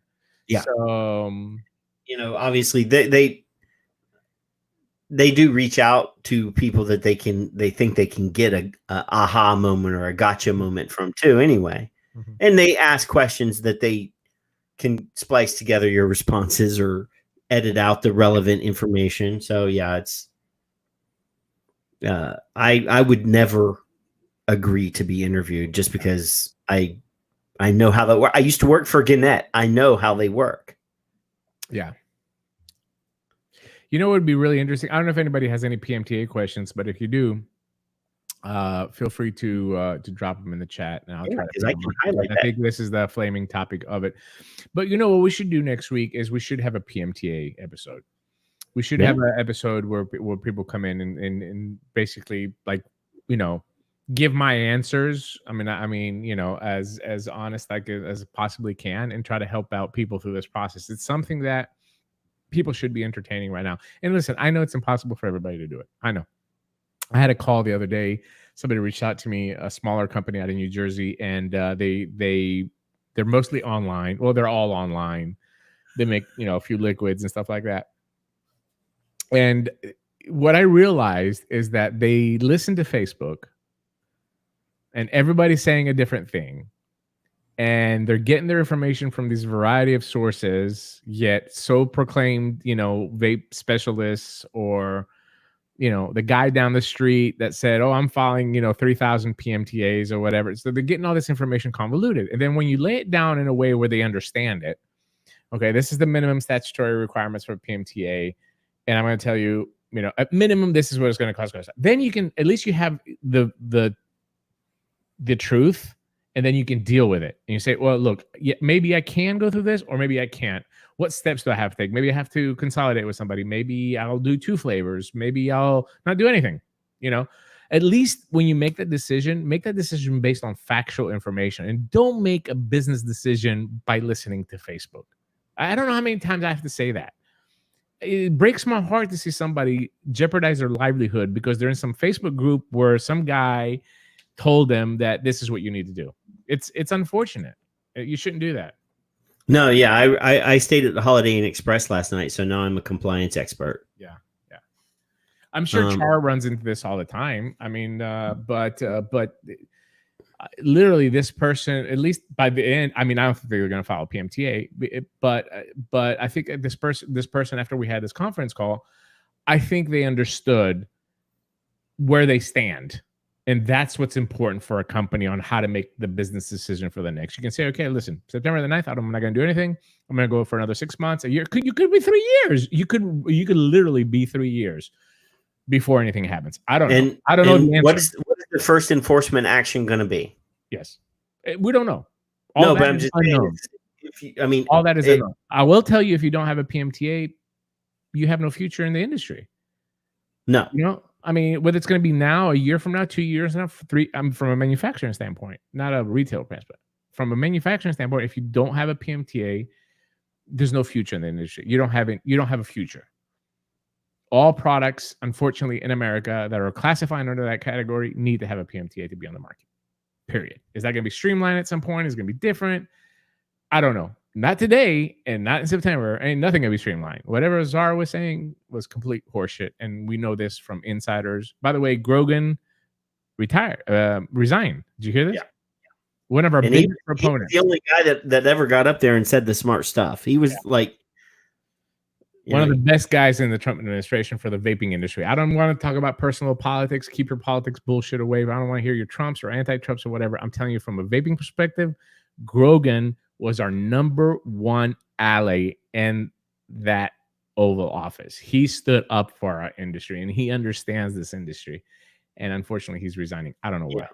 No, but he got up there and, said, I have no idea why the drug regulation organization is responsible for tobacco regulation. He got up there and said, we played his clips on the show before. He had an idea of what the hell was going on. Unlike some of these other people. Troop, we have more chances of Dan Donahue having a threesome with a Greek goddess, an Arabian queen, and Kim Kardashian than having PMTA reform before September, my friend.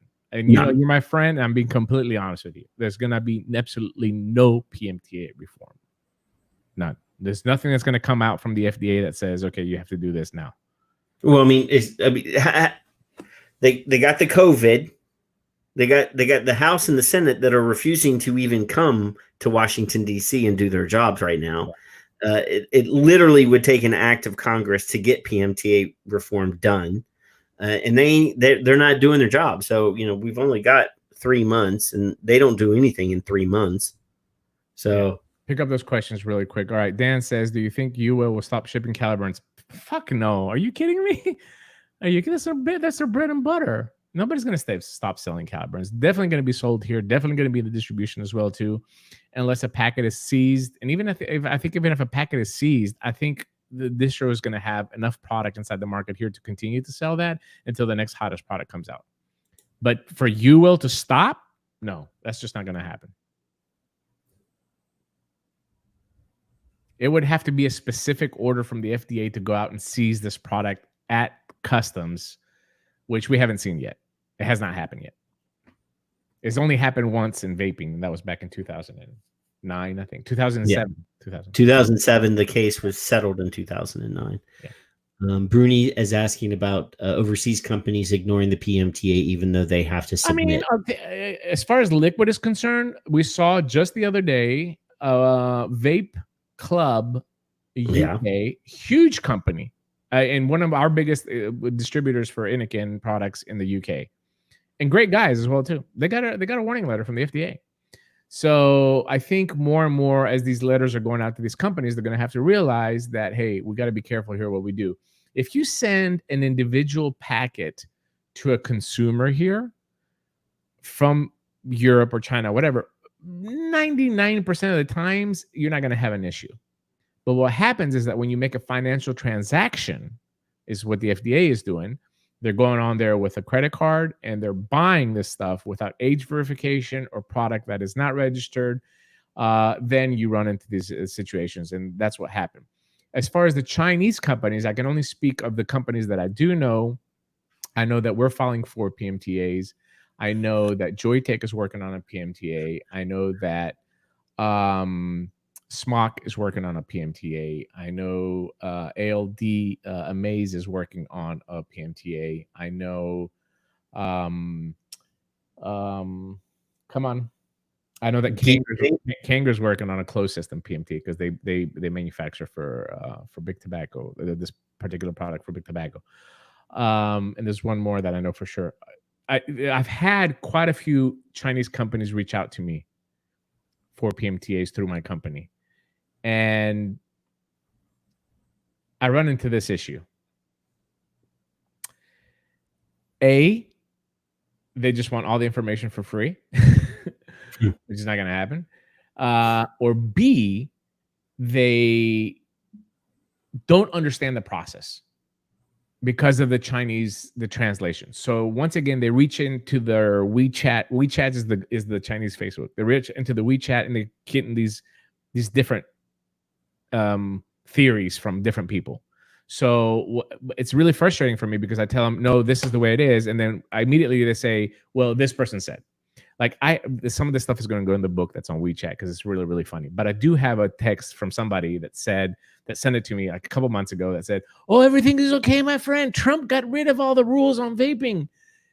And this is a Chinese manufacturer. And I'm like, no, I don't think this is back when the flavor thing was going on. And I was like, nope, that's not going away. The flavor thing is away, but not, no. He says, this guy told me. It's like, okay, whatever. So it becomes frustrating to me. So when I open up that door and I see that, I don't spend much time. I just close it and I just move on. I don't have much time for that.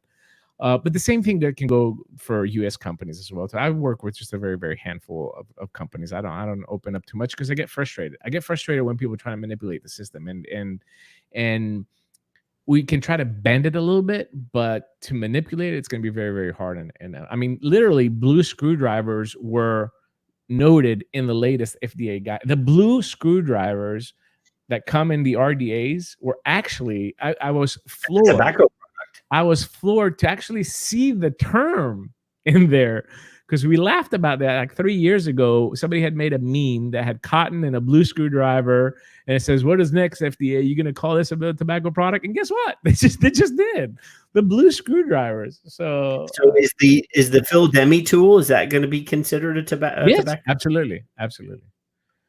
Because I like that. Caliburn is post-market freeze anyways. Yes, but everything is literally. Yeah, I mean, 95% of the products on the market today, including liquids. Yeah, that's not. This is not. But I mean, yeah, but nobody sells that anymore. Not anymore. So I think that 95% of the products that are on the market today are post August 8th. Yeah. But that's just this is how this industry is. Nobody wants to vape on stuff that's 3 years ago. So, but that's again just the vapors. This is 3 years old. Char, you know what's really interesting? I don't know how the FDA is going to review a hardware PMTA. Does that make sense to you? It's easier for the liquid. I mean, I don't know how you're doing, Char, and I would never criticize your work or whatever you're doing. But I do know that based on the toxicology data that they're requiring on a minimum statutory level, for a liquid, you have to have X repetitions, X batches, high, low, blah, blah, blah. We know, at least we have a formula, right, that we can work off. Whether you're going to do liquid only or you're going to do liquid in emissions. Again, those are decisions that you're going to make. But at least we have a formula. We know what the FDA wants, and 60% of this to get it. It's not 100% because we don't have a HPHC list yet. I mean, we have a what to test, but we don't know what would be to avoid. It's going to take another 10 years for that. But for the hardware manufacturers, think about this. So I'm doing a PMT on the Zenith, right? So I'm saying that this is an open tank. This can work with a variety of liquids on the market, right? We have a suggested wattage range, right? So a variety of coils that can work anywhere from 11 watts to 17 watts. Okay, that's our range. What liquids do I test it with? I mean, I have tests that I have done for TBD based on a formulation that the TBD has given us as far as what emissions are concerned. Like, what is it putting out on a standardized wattage level of what it's putting out? The FDA has provided none, like no guidance at all. So do I have to test it with one liquid? Do I test it with base and nicotine? Do I test it with high VG, low VG? Do I have to test it with every liquid on the market since it's an open system? It's very, very interesting and that's why all through this time we have said that a closed system is so much easier to go through a PMTA because it's an all-enclosed system. But you know what? I don't feel that confident. But I'm not going to lie to you. I mean, we still have to do it. But how are they going to do a PMTA for a blue screwdriver? Yeah. Hey, Dan, say hi to Kim Kardashian and the Greek princess and the European queen. Say you're Evolve and you want to do a PMTA on just your chip. Impossible. Yeah. It's a component, first of all. It's not a tobacco product. So you would have to follow a tobacco product and then attach a component to it. Because an Evolve board, even though it's not a tobacco product, it is a component of tobacco product. So you basically would have to file that PMTA under a device that you're going to file with it, which I think that's what Evolve is doing, by the way. What about software? Software. Huh? Software. Yes. It would have to be part of another PMTA. The software would have to be part of another PMTA. It would have to be the PMTA of this device, and within it, I'll explain what this board does that's inside the chip that's inside. So as a component of that tobacco product. And yes, I agree, Char. The goal is to get the PMTA accepted. That's obviously the big win for us right now. But that's very, very hard to sell to somebody, Char. It's very hard to sell to people that are not business-like minded, and it's very hard to sell to Chinese, right? So how can I tell you, if you come to me for consulting, right, and you're paying me, how can I look at you in the eye and say, well, don't worry about it. It's going to be okay. Fill out this PMTA. I have to be honest with you and say, hey, listen, our goal here is not an approval. Our goal here is to be accepted. And then people look at you and they're like, well, you want me to spend what, $50,000, $100,000 and we don't have a guarantee? There is no guarantee. We don't even have a guarantee if it's going to be accepted. But you have to be straight up honest with the people and for them to understand what they're getting into. That should not deter you from trying it, but it's definitely, it's a gamble right now. It really is. Yeah. Where did I see? There was a comment here. Yeah. So software updates would need their own PMTA, not their separate PMTA. They would be part of a PMTA of the device that you're submitting. But you've already granted the device. You've already submitted your device, and then an update. Here's why I'm saying this, Bruno, just so you understand. Okay, if I submit a PMTA for the Chroma, And inside here, I have this chip. If I make another device that takes this exact same chip, which happens all the time in China, and I put it in another device, when I file the PMTA for this device, I can use the data from this device. So that's the great thing about that. So even though you don't need a separate PMTA for the software, the data that you're going to submit from this hardware can be used. And the great thing about that is that Liquid, if by some magical, I'm being very, very optimistic here, but if your Liquid is accepted and gone through the process, then it's easy for you to substantial equivalent more Liquid on top of that. And it's going to cost you less because you're going to use a lot of the copy paste from your original PMTA. So your substantial equivalency is not going to cost as much as your original PMTAs.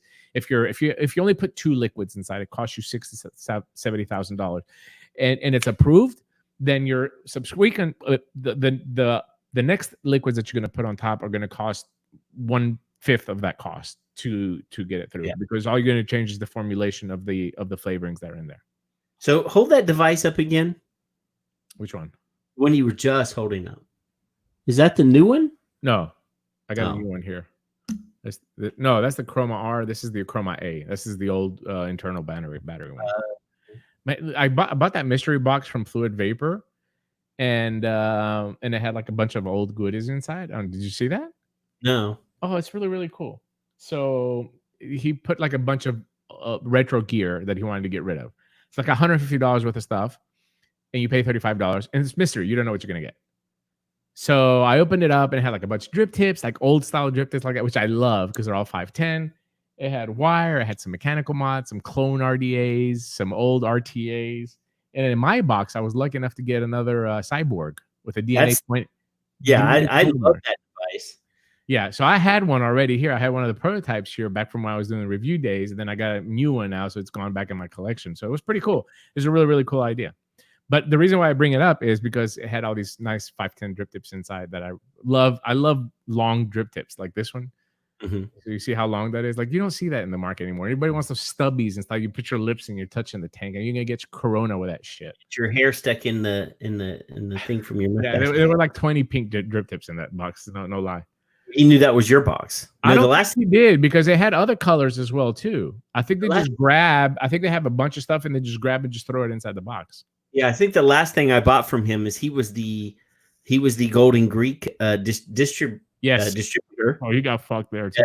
Yeah. And I bought a couple cheap GGTSs from him maybe like a year ago, because I think that was whatever he had left. I think I paid like $35 a piece for them. I mean, this is the box. It had a bunch of these swivel. These are the ones that swivel on top. Yeah. The 510 that swivels on top. That was really cool. It had some wire. I had like this Clone Storm RTA. Then this Tobacco. I think this is a Chi U. What were they called? Yeah, the Chi.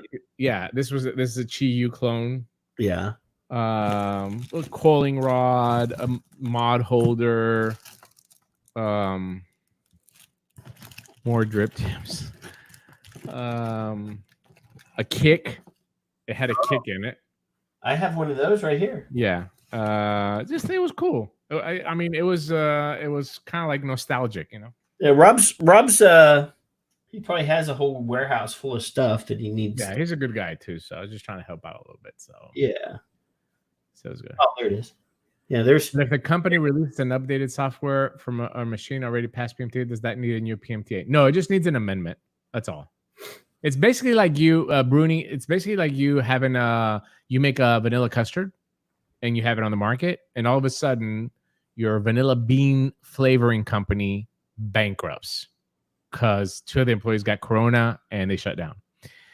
You will have to change that vanilla bean flavoring in your PMTA. So you amend that. You contact the FDA and you say, I'm changing this vanilla bean supplier. It's the same thing with the software. You just amend your PMTA if you're going to do an upgrade. Supply chain failure. Yeah. Yeah. It happens. Somebody actually heard me. I was talking about an absinthe or anise flavored e-liquid. Yeah. One of my DIY fans. Yeah. And they sent me. So it's so green that the green screen. That's cool. I ordered a bunch of DIY stuff because me and Phil are doing an experiment.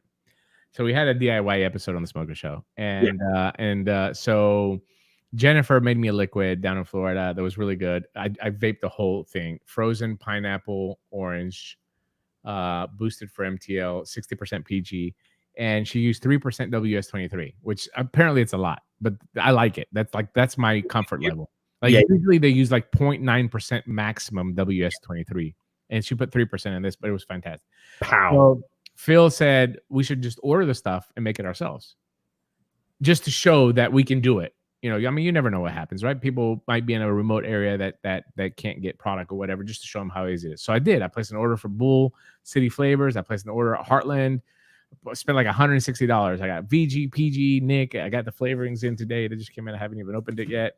I'm gonna make like a little DIY area over there. I'm gonna try to do it. Gotta get your scales out and Jennifer sent me a whole bunch of tobaccos. Yeah. Jennifer's good. But you know what the DIY community reminds me of? The vaping community back in 2012. Oh yeah, they're very, very loving. I mean, they got their drama stuff in, but they're very, very caring and loving. They want to help each other. You know, back in the old timey days when we were on Stickcam, and people would come in. You know, people would come into the chat room. I was one of those people that came into the chat room and was like, "Hey, I just bought an Ego." You know, and people were like, "Oh, well, let me tell you this, and let me help you, and here, let me send you some e-liquid." And it's gonna be fun. Yeah, Paul. Hey, but you know what? I'm worried about, Paul. I can't micromanage. I don't micro cook. I don't, like when I cook, I don't measure. I just go like that. It's the same thing with this is my only concern. Like, I don't like meticulous, like, oh, I'm gonna take the syringe and I have to put 2.3 ml inside. And this is just not me. It's one of my flaws, if you want to call it, my personalities. So that's what I'm concerned about. But it's gonna be a lot of fun. All right, question from Victor. If you pull that up, please. Oh, this one. That one. What's your take on selling each component of e-liquid separate? I mean, if you sell it, retail it, I don't think that selling it separate will bypass the PMTA. No, I'm not going to say I don't think so. I know so. It's not going. The minute that you sell nicotine inside your shop, automatically the FDA can reasonably assume, which is exactly how it's written inside the FDA regulations, that you are going to create a tobacco product. So not only the nicotine that you sell, but the components that you're going to sell together to be mixed are considered components of a tobacco product. I mean, I hope there's a nicotine packet company that's following a PMTA. I don't know here in America. I don't have very good ties with all the nicotine dealers for various reasons. But I imagine Chem Novatic is probably put a couple dollars in, or I don't know. I don't believe that. I don't believe that, Patrick. I'm sorry. I think that all the companies are saying, well, we're going to do all this. I think they're just trying to sell their shit right now because they know that's the end of the industry. I'm sorry. I'm being completely honest, and people are going to hate me for that. But I'm telling you, I don't believe. I have seen how much nicotine is being used in a pharmaceutical plant. We are not even close, guys. I mean, it's not that we're not moving a lot of nicotine, but we're definitely not on the map as like, oh, we're gonna put all this money into the effort of vaping. But anyway, I hope that some of these component companies are filing master files or they're doing PMTAs for products. I don't know. If it happens, I will let you know. I mean, wouldn't nicotine by itself be considered a component? Absolutely. No, yeah, absolutely. It's a tobacco product. If it's derived from tobacco, then it's considered a tobacco product. Now, tobacco-free nicotine is a whole different ballgame. And it's a lot more expensive. To me, again, I'm just going to tell you how I interpret it. This is not legal advice, although I've talked to attorneys about this. If your shop only sells tobacco-free nicotine, paying attention, only tobacco-free nicotine and nothing else. I mean, you can sell mods, flavors, flavorings, finished product with tobacco-free nicotine. You don't have to file a PMTA until that hole is closed from a pharmaceutical perspective.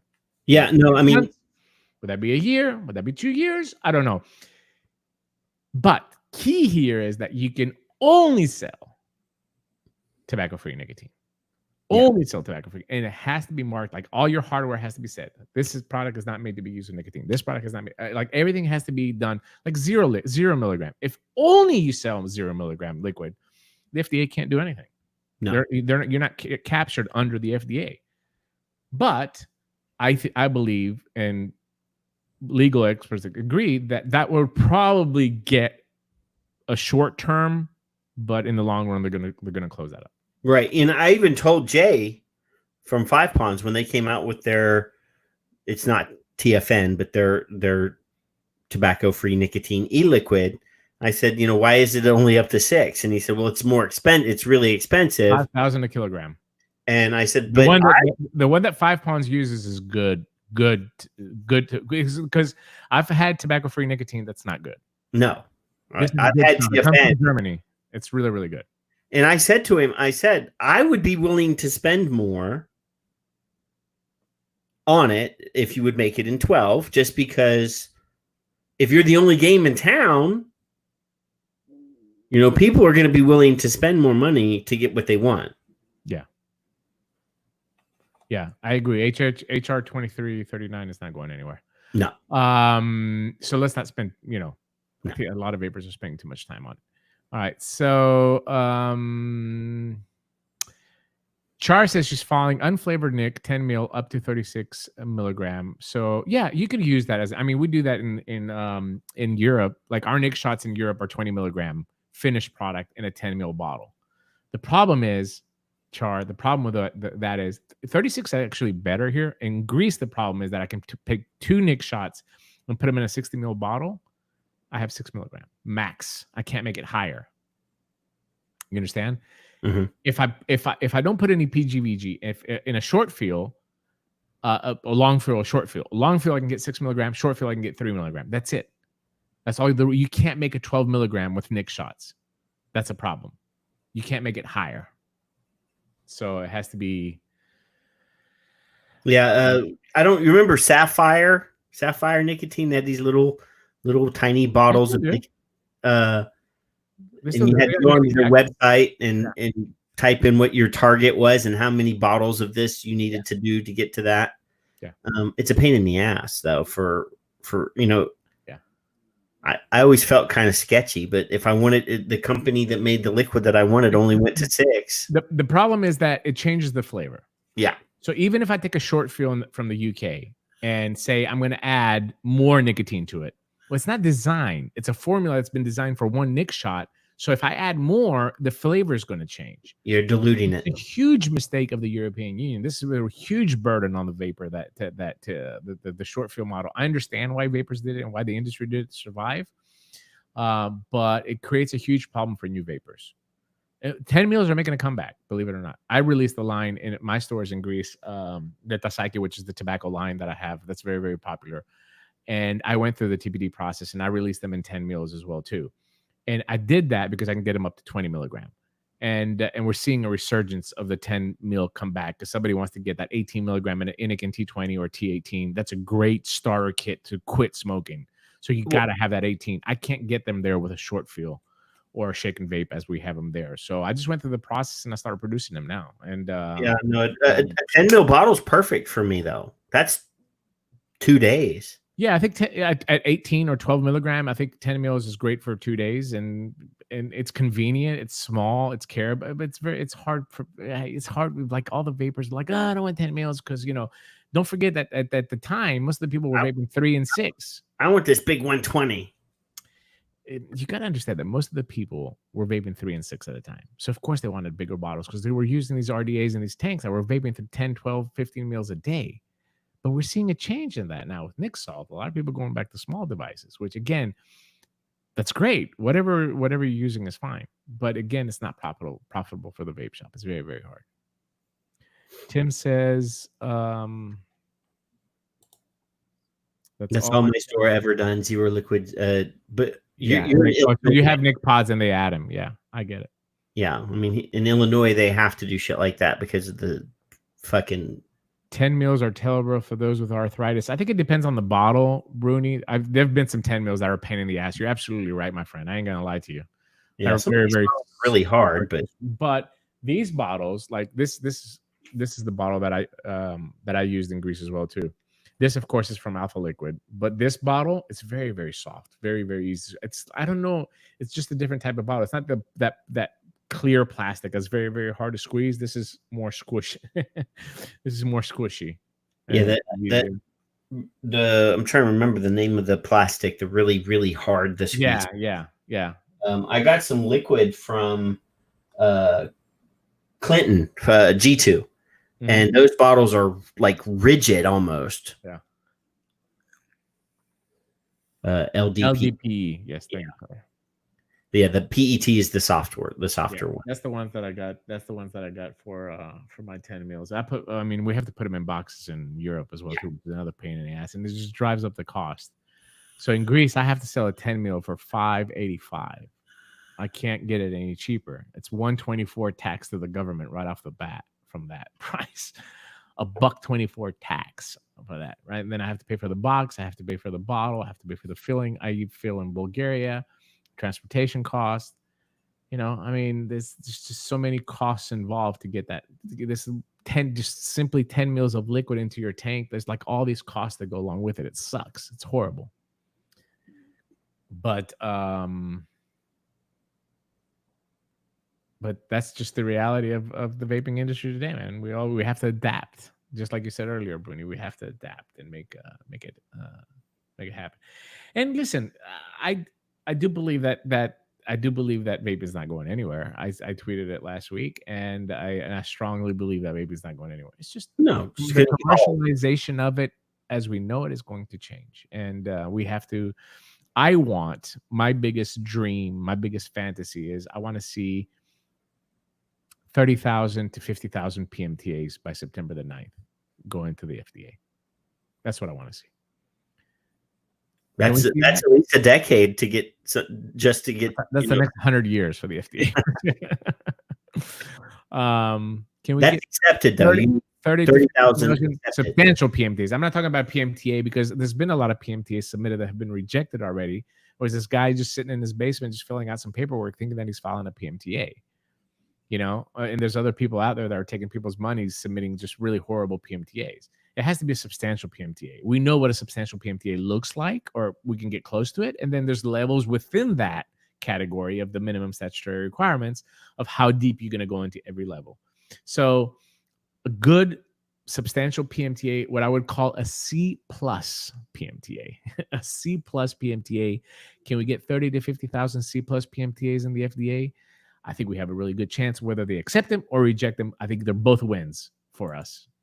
But, well, I mean, accepting is a huge win for us, I think. But if they're all rejected, that's another win for us as well, too. Then we have something to take to court and say this is clearly designed to keep small business out of the process. Yeah, I mean, okay, so after everything happens, the evolution, what do you see as the future vape shop? You know, how many products do you think a vape shop has to be able to put on the shelves to live, to survive? I don't think it's a number. I think more so it's a variety. Okay. So the vape shop model will change. Okay. You're not going to be able to have this 3,000 square feet, facility. It'll have to become smaller. I think realistically between 200 and 500 SKUs can keep a vape shop going. Especially if somewhere down the line, the FDA realizes that, with hardware here, we're kind of fucked up. Meaning a device that doesn't have a tank shouldn't follow PMTA, right? It shouldn't.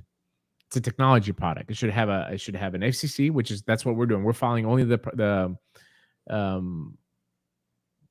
products that have received a UL listing from Inikin is what we're filing for a PMTA. Does that make sense? Yeah. So hopefully the FDA says, well, this over here falls under the UL listing. If you cover that, then it doesn't need a PMTA. So that will open up that door of the vape shop to bring in more hardware that doesn't have to fall under that. And then we can have a good selection of 200 to 500 SKUs, combined SKUs. I think I think realistically that you can stay in business in that. I mean, that's my opinion. I don't I know. mean, I My don't shop is imagine. small, but I believe in the small vape shop model, but I've always believed in that just from a business standpoint. I just didn't understand why people were opening 3,000, 4,000 square foot vape shops. Those might have been popular for a couple of years, but those days are over with for I sure. mean, in 16, you could have a store like that with, Yeah. and you could have 150 different kinds of hardware and just let it sit in your inventory. Yeah. Because you were making money off of the liquid that was keeping the doors open and paying the bills. And you could sell, everything from $150 mech mod to a $20 ego or a $15 ego and still do that. But now you can't. Pam says, if a PMTA is approved, does that mean states cannot ban it? We don't know that yet, but most likely, this is what I'm saying. That's my argument. My argument is that a state will not be able to ban a product that has Food and Drug Administration approval to be on the market. And we've already seen that language in a couple of states, right? Yeah. Florida and New York. We've actually, which language was written by RJR, by the way? It was not written by Juul. I think a lot of people calling these the Juul bills, but the language was actually written by RJR.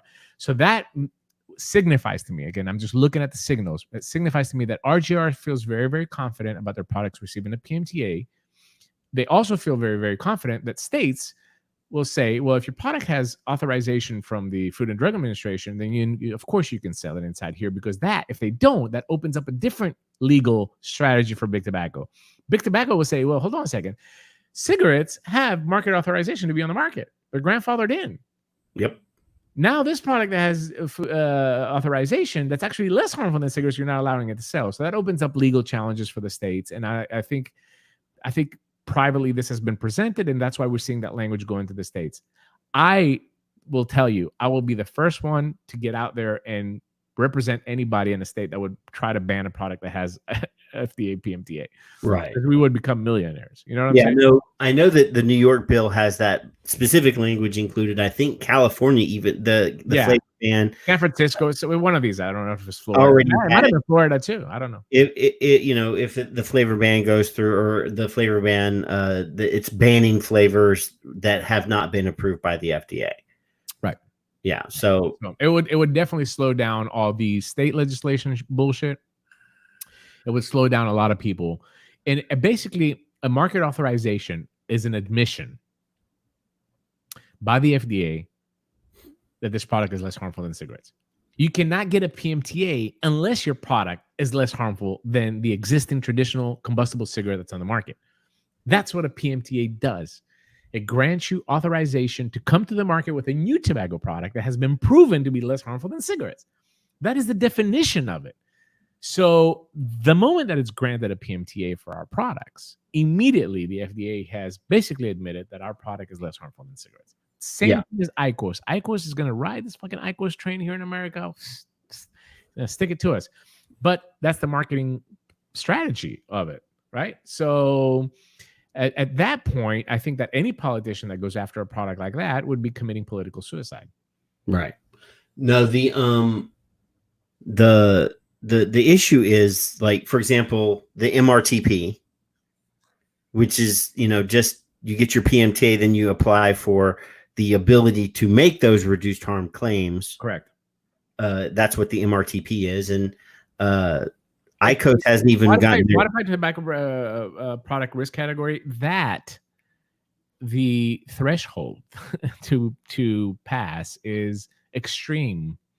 Yeah, extreme. Nowhere else in the world is that bar set so high as it is here. But it's going to happen. And you know why it's going to happen? Because I know what Big Tobacco already is doing. They're going into the states and they're inserting language, which a lot of people that lead states, unfortunately, didn't pick up until recently. But in the last 2 years, we have seen Altria try to put this language inside that puts MRTP products under a different tax structure. Yeah. Okay. So for us, it's benign. We look at this and we're like, it doesn't bother us, right? It doesn't concern us. So nobody really paid attention to it. But why would Altria do that now? Well, when they started, they didn't have any product authorized by the FDA. But now they do. They have the IQOS, and they're going to keep working on this modified risk product category. I mean, they're going to continue to. The first TPAC didn't go their way, but they're going to continue to work it. So when I look at that, that means that at some point they're going to get it. And they're going to go into the States with a completely different tax structure. So it's actually going to be more profitable for them because it's not going to adhere to the MSA agreement. They don't have to pay that tobacco tax, the state tobacco tax, the master settlement money, all that goes away. Bingo. So the product category. So for example, Swedish Match in their snus. Yeah. That took just to get the PMTA and to get granted their marketing orders. 8 years. 8 years.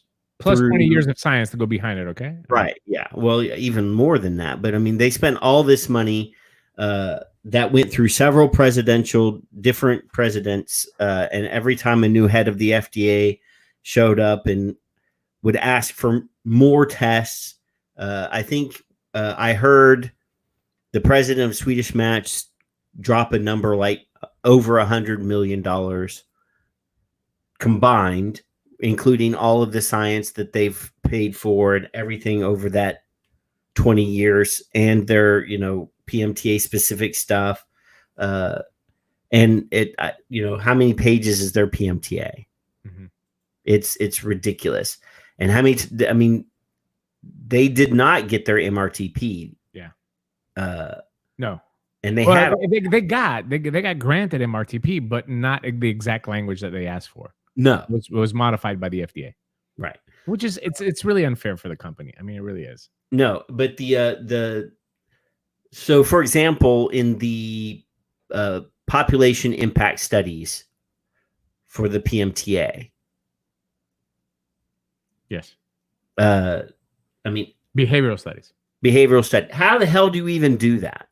Well, I mean, we're doing it with surveys. This is our response to it. That's why I'm saying, there's D- PMTAs, there's FPMTAs and stuff. We're doing it with surveys. But I think that I don't know what others are doing. But alongside my PMTAs, I'm following an expert that is trying to explain the pattern of use is different than what they're asking for. So basically, what the FDA is asking for you is for you your customers to say, I quit smoking with Inikin, T18, and Char's tobacco liquid. I use it every day, and I continue to stay off cigarettes with that product. Right. That's impossible to do because there's not one. I have never met a vapor that quit smoking with the same product, continued to stay off cigarettes with the same product and the same liquid forever. That just does not happen. So what we need to do is we need to present in a scientific data that shows that the pattern of use of these products is completely different. So if somebody might have quit with your liquid smoking, but now they use 3 liquids and they use a different flavor in the morning, different flavor in the afternoon, different flavor, or different companies. They can buy liquid from Char, they can buy liquid from Paul, they can buy liquid from, So we need to be able to show to the FDA that the study that we're submitting is based on pattern of use of the consumer and not the pattern of use of what they're asking us to do. Well, and that's tricky. As a smoker, you were dedicated to one brand, probably. Most people. That's why the FDA has that language inside. That's why they think that way, because most smokers stick with Marlboro or Winston or Camel or whatever. But also, when we're talking about harm reduction, when people switch, like they attempt NRT methods, again, they usually stick with one method. Meaning that if I'm going to quit with a gum, right, most likely I'm going to use that gum for whatever, 6 months, a year, whatever it's going to take for me to quit. So even in an NRT, nothing has been on the market like vaping. Like our style is completely different. So I think with meetings with the FDA and presenting our case and where we're filing these PMTAs, it's going to be brought up. It's going to be discussed. But the bad thing is that the FDA and all the meetings that I've had, they don't answer. They don't tell you, oh, yeah. That's a listening session. It is so awkward. You know what I'm saying? It's like I'm giving you like accurate stuff right now that we need you to make guidance on, but they don't say yes, they don't say no, right? So they're like, oh. No. A couple questions. Yeah. So if that's going to work, I don't know. I mean, but you can take it even further for that. A behavioral study is basically the perception of what the consumer thinks about your product and how they're using it real time. So it's impossible for us to be brand specific. What I would love to see, again, nobody listened to me on this, but what I love to see is if we have 100 companies doing a PMTA, I would love for them to all put a couple $1,000, and then we do a real survey. I mean, we do a real balls to the walls with a data company to collect data, and then we all share that study in our PMTAs. But our egos and our dick sizes, of course, is more important than everybody coming to the table to do that. Because I think that if we could all be on the same page with this, then the FDA has nothing but to accept it, because this is the industry standard. Like, we're submitting to you a data that cost $500,000 to produce to show you the pattern of use, and that all of us fall under that same category of use, that my product and my co-exister, I'm not going to call him competitor here, my co-exister here that produces liquid as well too, is just as vital to the smoker, A, because he quit with my liquid, and B, he uses his liquid now to stay off cigarettes. But the whole point is that he has not touched a cigarette. And that would have been invaluable, in my opinion, if we're done with the FDA. But now, how do you prove that you have not generated or created a new user? I mean, through the survey, generally, in post-market analysis of your product. Keep in mind, it's not just following a PMTA. It's another huge mistake that a lot of these charlatans that are selling PMTAs, they are not telling people. Filing a PMTA is step one. You also have to have post-market, and like, if you're going to file a PMTA, you better have a really good plan submitted into your PMTA on how you're going to market surveillance your product.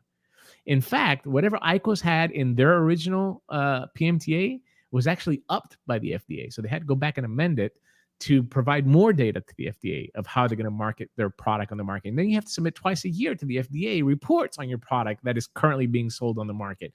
So it's not just you just filing a PMTA, you walk away. It's a constant, evolution. A PMTA is a constant evolution of you submitting data on top of data on top of data afterward. So that's one way of they can see is like, you submit data from your retailers, how you sell it, your distribution points, market surveys, consumer surveys, closed test groups, focus groups, whatever. All this stuff has to be filed. I mean, granted, I wish we could file it before. Like, IQOS filed data from Japan and other countries along with her PMTA. And also what they said is like, we are going to concentrate to provide you, twice a year with the data that we're getting on the IQOS product and the uptake of new users. And so that's one way of being able to do it. Cool. So Bill brings up the Dr. F's big flavor study. That's not, that wouldn't be considered up to the level of balls to the wall that you were talking about? I mean, no, because that's a flavor survey. It's not a behavioral study. It's completely different. The flavor study was a comment to the request for flavor comments. Okay. So even though Dr. F submitted to the FDA, it's on record. It's there. It can be used at some point. But do you think that the FDA picked it up and said, oh, look, there's 70,000 people here that use this product? No, it doesn't work like that. Clearly in the statute of the Tobacco Control Act, it says that they're going to do the PATH study, which is an 8-9 year longitudinal study that they're doing now. And they're going to use that data to make their guidance on vapor products. So it's unfortunate, but when you're filing a PMTA, you're filing a PMTA as an entity. Okay, so as an individual business, what I'm going to submit with my PMTA is the science that I'm providing to you in order for you to take a look at it, cross-reference it. So the FDA is not going to tell you if vaping is good or bad. They're going to deem that the product is appropriate to be sold on the market right now. That doesn't mean that a PMTA can't be yanked off 6 months later if they did a test and they found something inside that shouldn't be there. Or they decided after their testing that a component shouldn't, like diacetyl, for example. We saw it in EU. Everybody bitched at me about it, but listen, they all got surprised when they went for TBD testing, right? So just because you're happy at PMTA, it's been accepted or approved, both, doesn't mean that a product cannot be yanked off the market. And to be clear though, once you've submitted your FDA or your PMTA to the FDA and they've accepted it At no point do they say that your product is FDA approved. You just receive market orders which allow you to sell that product. And at any time after that, they can withdraw your market orders. They did it to Winston like 3 years ago to a new style cigarette that they had brought to market. It was on the market for like 3 or 4 months. They had marketing orders and they pulled it. They said, no, we found something. You have to. Camel Crush? No, Camel Crush are still out. No, they got a pull order as well, too. Oh, they did. Yeah. Demi, do you have received any quotes on that kind of I mean, okay. Yes and no. It depends on the amount of entrants. So that changes. So roughly, let's say if we're going to get what is it's tough for me to answer publicly, but what do we consider will be a good catalyst for appropriate for the protection of public health? What would be a good number? How many consumers do you think? 10,000? 50,000? 100,000? What would be a good number to represent the vaping industry? So I'm going to say from vapors, 1% of vapors. So if we're claiming that it's 3 million vapors right now on the market, and geographically we can show that we've pulled in 30,000 vapors from different areas, maybe more so on more concentrated areas, Atlanta, New York, some of the Oklahoma, some of these hot spots of vaping, the golden states or whatever. 30,000 people surveyed, about 150,000. It goes up based on the amount of entrants. So the numbers can fluctuate, and then it becomes a question of how scientific we want that to become, which brings up another problem. We have to work, which, the companies don't have to share their lists with other companies, which is just a stupid thing that I heard from another company. It's like, I'm not going to give my customer list. Well, the company that's going to be doing this will sign an NDA with you. We need to have customer lists from these companies that are going to do this, so the data company can reach out. Now, my experience with the behavioral study, and I don't know what yours has been, Sharp. I'm doing PMTAs for a couple big companies. The response has been shit. I mean, we're talking about companies that have a database of 100,000 people, and I'm getting 250 responses on the survey. And you can't give them anything free. You can offer them a coupon or something like that to do it, and people are not doing it. So this data company not only has to have those, but they have to be able to reach out with questions that a lot of the vapors simply don't give a fuck about. We saw that even in the survey that Dr. Farsalino, people were complaining about the questions. They were complaining about it. I'm like, motherfucker, just fill the damn thing out. It's like nobody made you a sign. You have to present it to the FDA in a scientific way that the FDA can understand. That's why the questions in Dr. F's survey were done the way that they were done. When a vapor hears it, they're like, oh, well, I don't use the product this way.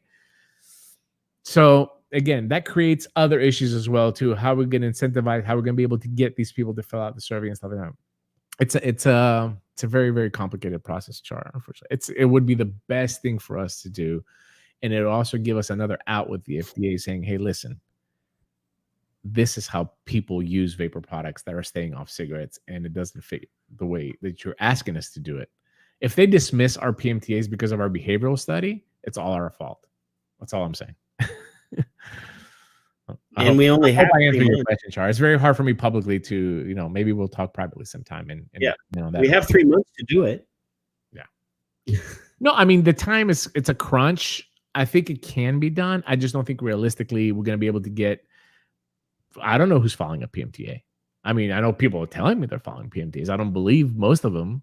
So how are we going to find the companies that are actually actively, seriously working on a PMTA that's going to make it to the finish line?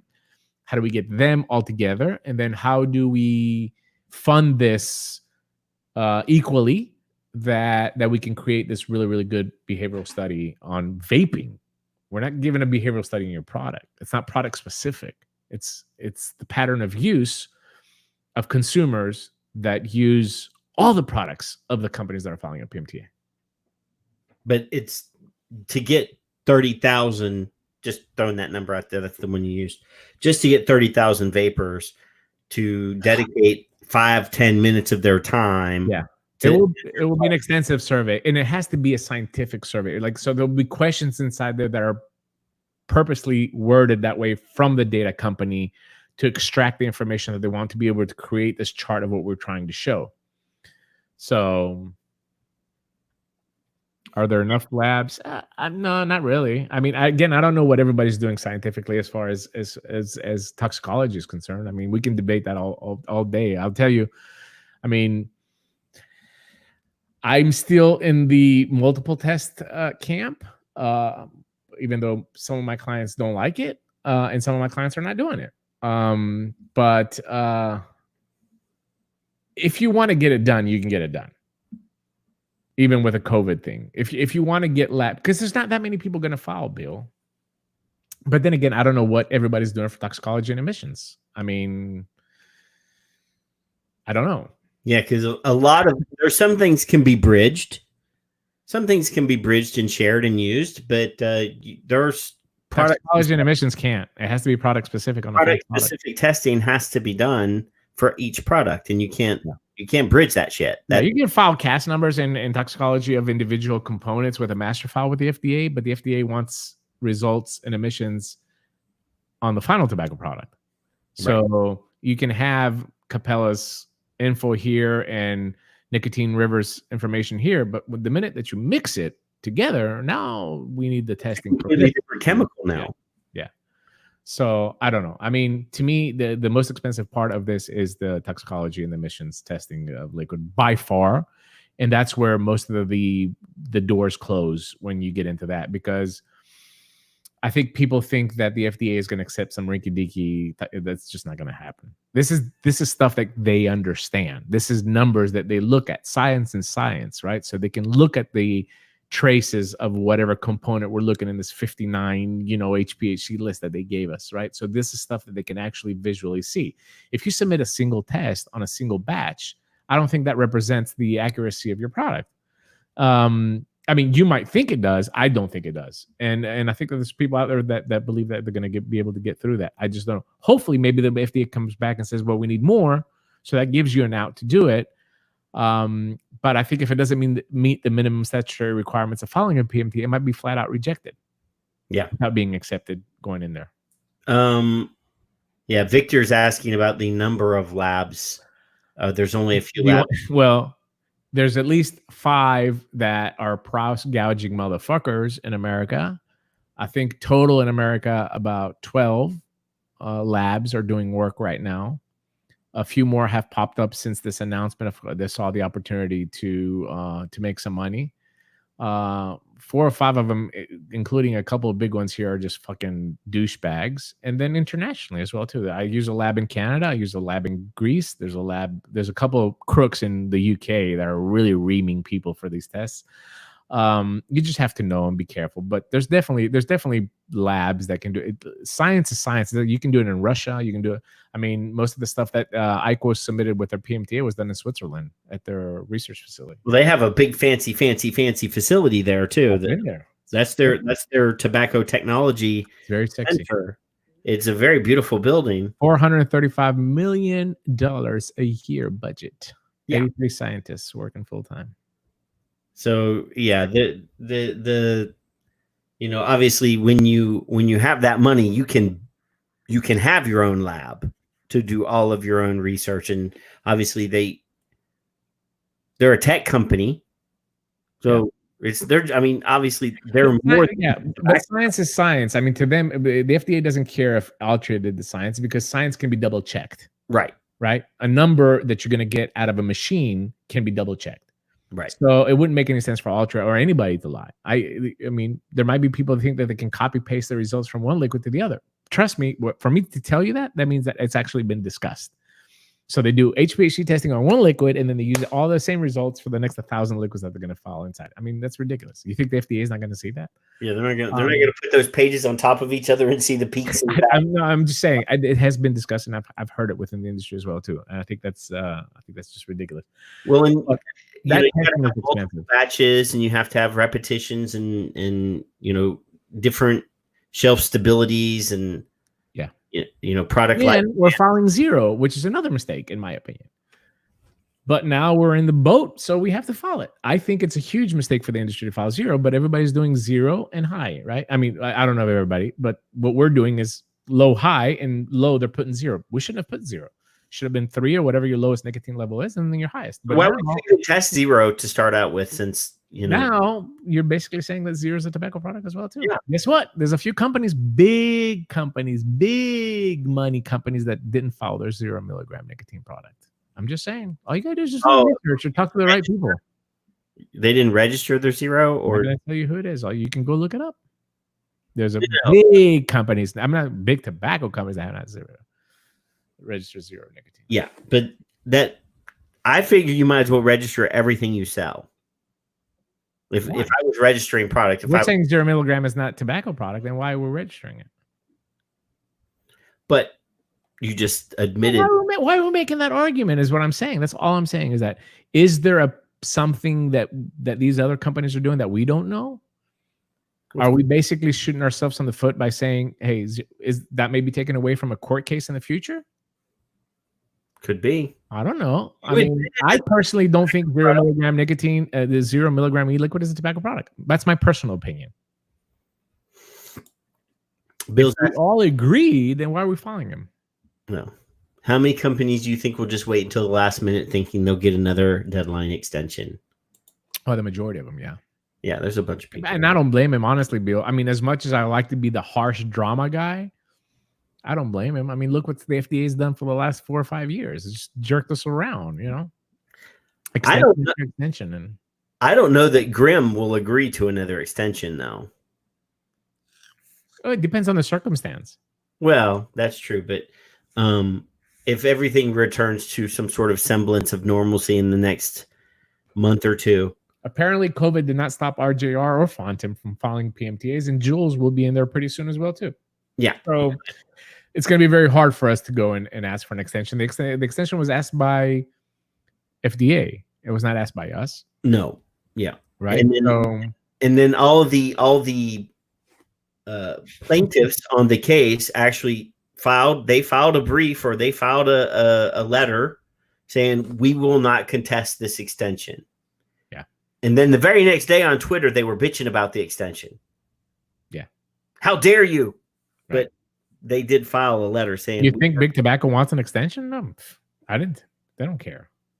For them, they don't really. It doesn't really matter. They have the science. They have the data. It's just how they're going to dress it up and present it in a way that's going to benefit them. I fear who's going to get granted first. That's all. If they set a threshold for a PMTA that's granted, then we come behind with these rinky-ass dicky PMTAs, we might get screwed. But then again, like I said, if we all get screwed, if it's a universal screwing, if it's an orgy of fucking e-liquid manufacturers getting butt fucked, that's good. It's going to be Caligula. Yeah, that's good, because then that's a really great case if we ever make it to the Supreme Court to show that the FDA definitely discriminated against small business. Although through this entire process since 2015, when this was announced, they've said that we have resources to help small business, which is complete bullshit. It's part of the. I mean, I don't know if I should say that. It's part of this investigation that's happening right now with Juul as well too. Small business is part of that. That's what I did with my deposition. How small business has been fucked in this process. So who knows what happens? But no, we ain't gonna mess with your zeros, Tim. Don't worry, buddy. What's BS, Char? Tell us, explain to us. I love Char. She's such a sweet person. Yeah, she came into the room the other day at Phil's birthday. I feel so bad. We were just so drunk. But she's such a lovely person. She's great. She drove down here from where she lives 2.5 hours away and delivered 800 bottles of hand sanitizer to where I work and to my wife's nursing association. So yeah. Right. I think Phil's pee after his birthday could have been a sanitizer. It's probably 80% alcohol. Oh my God. I just had so much fun. And then I actually left at like the 4-hour mark, I think. I don't remember. It's all a blur. After a certain time, it was all a blur to me. I don't Yeah, know. after I sent him the picture, after I sent the picture or shared the picture of you as Princess Leia in the bikini, Yeah. that's when I left. Yeah. This, I mean, we should definitely do something on a PMTA that'd be more, and get a few more people involved in the conversation as well too. I don't want to sound like I'm a know-it-all, whatever, because sometimes I've come across like that, and it's not about that. It really is about you getting the right information, and then do your own research. If you don't want to pay somebody for the information, do your own research. Make sure that you're getting your information from valid sources, and not from the guy down the street that has a smoke shop that's telling you that he's following PMTAs. Well, ultimately, unless Tim, you Tim, I apologize. unless you've actually gotten a product approved, a lot of this is just Speculate. it's this is we're doing it, like you said, this is what I'm doing, or this is what we're doing, but nobody in this industry has ever gotten a PMTA approved. Correct. And to me, there's a responsibility that goes when you open your voice publicly. If privately you want to shit on a piece of paper, put an envelope and send it into the FDA, please, that would be a lot of fun. Privately. Publicly, though, when you open up your mouth and people listen to you, like, I can't look at somebody and tell him to spend his hard-earned, especially now, spend your hard-earned money if you're not going to do it right. As much as I would like to take a piece of that, I just wouldn't be able to go to sleep at night if I don't tell you, based on my knowledge, my legal team, my scientific team, what I believe will be a C+ PMTA. So this is the way that I'm approaching it. And, but there's definitely a lot of opinions out there. Get them all, absorb them, do your own research, and then make a decision. But don't blindly go and say, especially with somebody that just made a Facebook post or a comment somewhere that said, oh yeah, I'm going to file 1,000 PMTAs. And 1,000 PMTAs, you know what 1,000 PMTAs look like financially? Even on the D- PMTAs? Even on the D- PMTAs, it's a lot. $500 million. It's a lot of money. It's a lot of money. That's it. That's being generous and doing it at $500,000 each one. My wife and I have jumped in with Char. Yeah, Char does a good job in her group. I mean, like I said, more power to her if she wants to. I mean, the companies that I work with, Char, I'm literally in a different position than what your group is. I'm not in that same position. I'm more than happy to share information with people when they ask me, like shows like this. If somebody sends me a private message. But what happens, Char, is that most of the time when somebody sends me a private message and I answer to them, they get mad at me because I told them the truth and somebody else did not tell them the truth, and they get upset at me. So I stay away from that. I stay with the work that I'm doing, and like I said, publicly, when like Patrick asks me a question or somebody in the chat, I'll answer it, and then you take it from there and do your research and see if what I'm saying is valid or not, and what other people are saying as well too. Right. I would never do what you do, Char. No way. I would kill myself. I would shoot myself. There's no way. I have way too many things going on at the same time to be able to deal with that, because I know it's frustrating. Listen, I was part of the first coalition attempt. Okay, I was part of the first coalition attempt. Even the coalition that we have now is tough to be in. Thankfully, I'm not like organizing anything, but I'm in that coalition. But the first attempt at a coalition was at a penthouse in a hotel in Miami. I think it was 3 years ago. And about 22, 25 manufacturers in the room. I'm sitting there with Azim, a couple of chemists, and the conversation begins. And we spent 6 hours debating VG and PG suppliers. It's exactly what we did. I turned to Azim and I said, Azim, I am going to go jump off this balcony until you end this or move it along and at least get to some substance of what we're trying to get at. So I can understand. It's going to be it's got to be torture for you, Char. It really has to. Yeah, no, I mean, but ultimately, if you go with Global E-Vapor Solutions or any of the other people that are, uh, helping people guide through the PMTA process, realize that ultimately there is no guarantee in any of it. Absolutely. But that can't be an out from, like, I can't use that as an out. That's why I think it's very, very important at the beginning to be able to spend an hour. Let me explain to you the process, tell you what possible outcome scenarios we'll have, no matter what path you take. And then you make a decision what you want to do based on that information. And I think that's important for people to have. Yeah. I mean, everybody just needs to they need to go into it with their eyes open. Yeah. You should see, and one day when the book comes out, you'll see, but you should see how many messages I have and emails and voicemails. And I have a public Google number that I use for my business and Twitter and stuff like that. And I get text messages and all that. And people will come up with every manipulative way that you can that you can think of, in some extremes, to manipulate the PMTA. And then when I come back with the answer, they're pissed off at me. Like I wrote the fucking rule. You know what I'm saying? Yeah. And, Char, I've been in this industry 10 years. At some point, even as much of a thick skin as I have, at some point, I don't have time to, I'm answering your question and then you're getting mad at me because I'm giving you the truth. I mean, I don't know what else to do. I don't know. Like, it's a no-win for me. It's like any situation.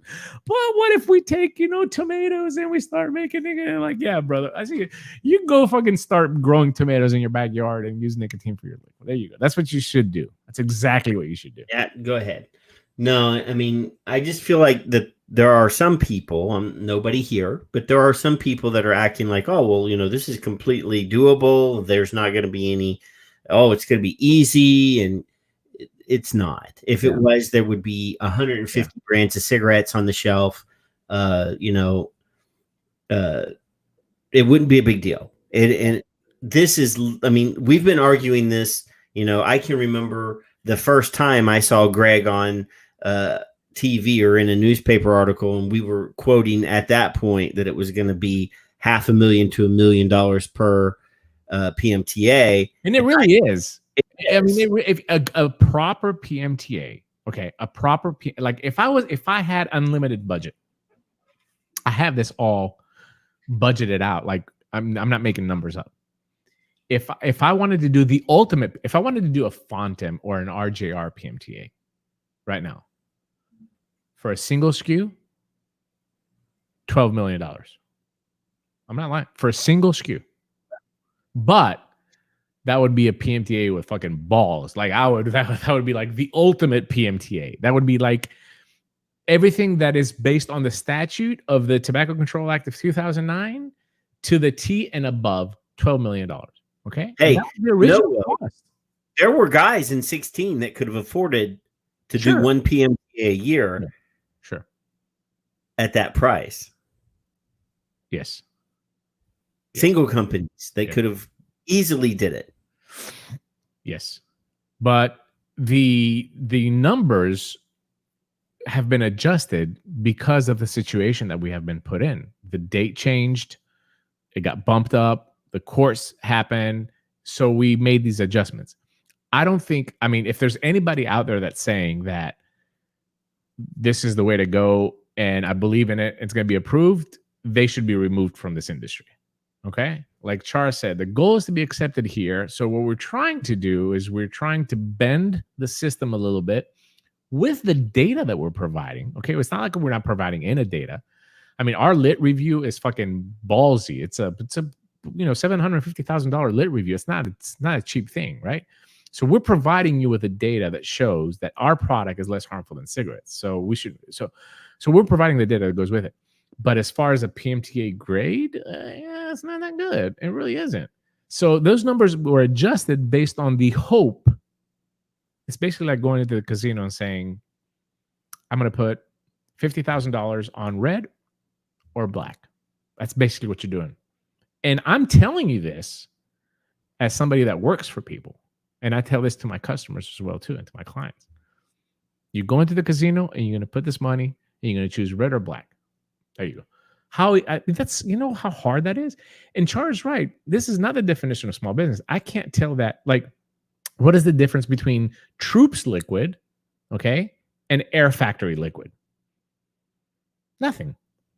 I mean, taste is objective, right? You might think one tastes better than the other, but his liquid is made the same as Air Factory's liquid. Why should Air Factory have the opportunity to file PMTA, but Troop does not have the opportunity? That's where the FDA has gone wrong. In my opinion, in the history books, if it ever makes it to the Supreme Court, I think that we're able to prove that it was unfair to Troop. But Char is absolutely right. The definition of small business in the FDA is definitely not these hundreds of people that are making liquid that are going to lose their livelihood if this passes by. Yeah. Now, Leah, the only way that you would get more nicotine from fruits and veggies. Yeah, I don't know how you're assuming that was fruits, Leah. There is absolutely no fruit or vegetable on the market or anywhere that you can buy that would give you would actually be eating like metric tons. I mean, there are literal nanograms of nicotine in vegetables and fruits. I mean, nanograms. I mean, you definitely had to eat a lot of tomatoes, Leah. Like you have to be like, have you seen the tomato fight in Spain where they go out and they throw the tomatoes in the street and everybody's like covered in tomatoes? Yeah. Like you would have to take all those tomatoes, to make a kilogram of nicotine. Yeah, no, it's literally like nanograms per ton. I always see this. I'm like, I can actually show you the fucking chart that shows you how many nanograms comes from a ton, and it's minuscule micro. I mean, yeah, that argument. I wish people would quit using that. Yeah, it's ridiculous. Yeah, that's why tobacco-free nicotine is so expensive to create the molecules. That's why nicotine is a wonderful drug, man. It comes from the plant. It comes from the ground, baby. Good stuff. It's natural. But how can you publicly go out in America and say I love nicotine? I mean, it's such a stigma around it, right? But to create the molecules to have good tobacco-free nicotine, it's expensive. So to me, I was surprised. This company from Europe that 5 Pounds is using, and I've suggested it to a couple other people because I've had people listen. I've told people, listen, make 6 products with this nicotine if you want to get by the next couple of years. If you don't want to follow PMTA, take this nicotine, forget about all the other products that you have on the market, get them off the market, or continue to sell them until you get a cease and desist. Put 6 products out with this nicotine, at least to buy you some time over the next couple of years to see what you're going to do. The problem is when you get into the 12s and the 18s. Yeah, that's what the problem is. Because it is substantially more. But in my opinion, I'll make this argument all day. If I'm vaping 12 and 18, most likely I'm consuming 5 meals max a day, maybe 7. Okay. Stay-at-home days, more. Yeah. Right. So if I'm consuming 5 to 7 meals a day, I don't mind paying $20 for a 30 meal. I mean, we used to pay $22.99 for a 30 meal all day. For 30 meals. And if you there were companies that were charging $1 per meal back in the day. 5 Pounds used to get $27.99 for a 30 meal, bitches. You remember those golden days? $39.50 for the golden liquid that we had, and we screwed it up. But I don't think that a consumer would mind paying a couple bucks more for a 12 and 18 milligram to make this. Again, maybe I'm wrong. The problem, once again, on TFN Falls is that once you go into the salt nicotine, and we're talking about 50 milligram, it's the same process, right? It becomes way too expensive at that point. So I despise it would have to be a 12 milligram, 18 milligram resurgence in the vape stores, which we're not seeing anyway here in America, unfortunately. So 0.36 of tobacco-free nicotine, make a 6 flavor line, put all your effort to make it the best tasting liquid, and put some promotion and hype behind it, and roll with it for the next couple of years. Yeah, I did get an email from Australia. Can we extract recycled nicotine solutions from smokers? That's a fucking brilliant idea, Bill. Squeeze them. Every now and again, you come up with some really, really good ideas. That's really, really good. Apparently, the health people in Australia are trying to push a new bit through that would require Australian vapors to get a prescription. Yes. I think it's the second time that they're trying to do this. Yeah, I just got a bulletin here. The Therapeutic Goods Administration. I feel so helpless sometimes. Like I have all these friends all across the world. In Australia, I have quite a few friends, and they send me this, and it's like I feel helpless. I wish there was something that I can do. All I can do is share and spread, my social media network for the people that follow me. But then it gets just regurgitated between vapors. There's really no stance there. It's like, how do we get this thing out to the public? That's always been our downfall of this industry. Yeah, I mean, this nicotine has probably saved. Well, nicotine and caffeine have saved more people's lives than probably any other substance on the planet, because without nicotine and caffeine, I would probably have gone on multiple killing sprees by now. Yeah. I agree. For my mental health and for the safety of the people around me, I have to have, caffeine and nicotine. Yeah, you and me both. And it's sad to me that people don't recognize that. But yeah, we should do, or a PMTA show should be done. Maybe get Char to come in, maybe get a couple more people to come in with her, because I don't want to be the only one. I mean, I'm voicing my opinion, so it's just that, it's just an opinion. But I think it would be beneficial for smaller businesses to be able to, if I will tell you, if in that category of don't spend $50,000 and $100,000 right now, just keep that money, put it in a safe somewhere. You know what I'm saying? I will tell you that honestly. I will tell you that. And I think that kind of sets me apart, but definitely we should do something.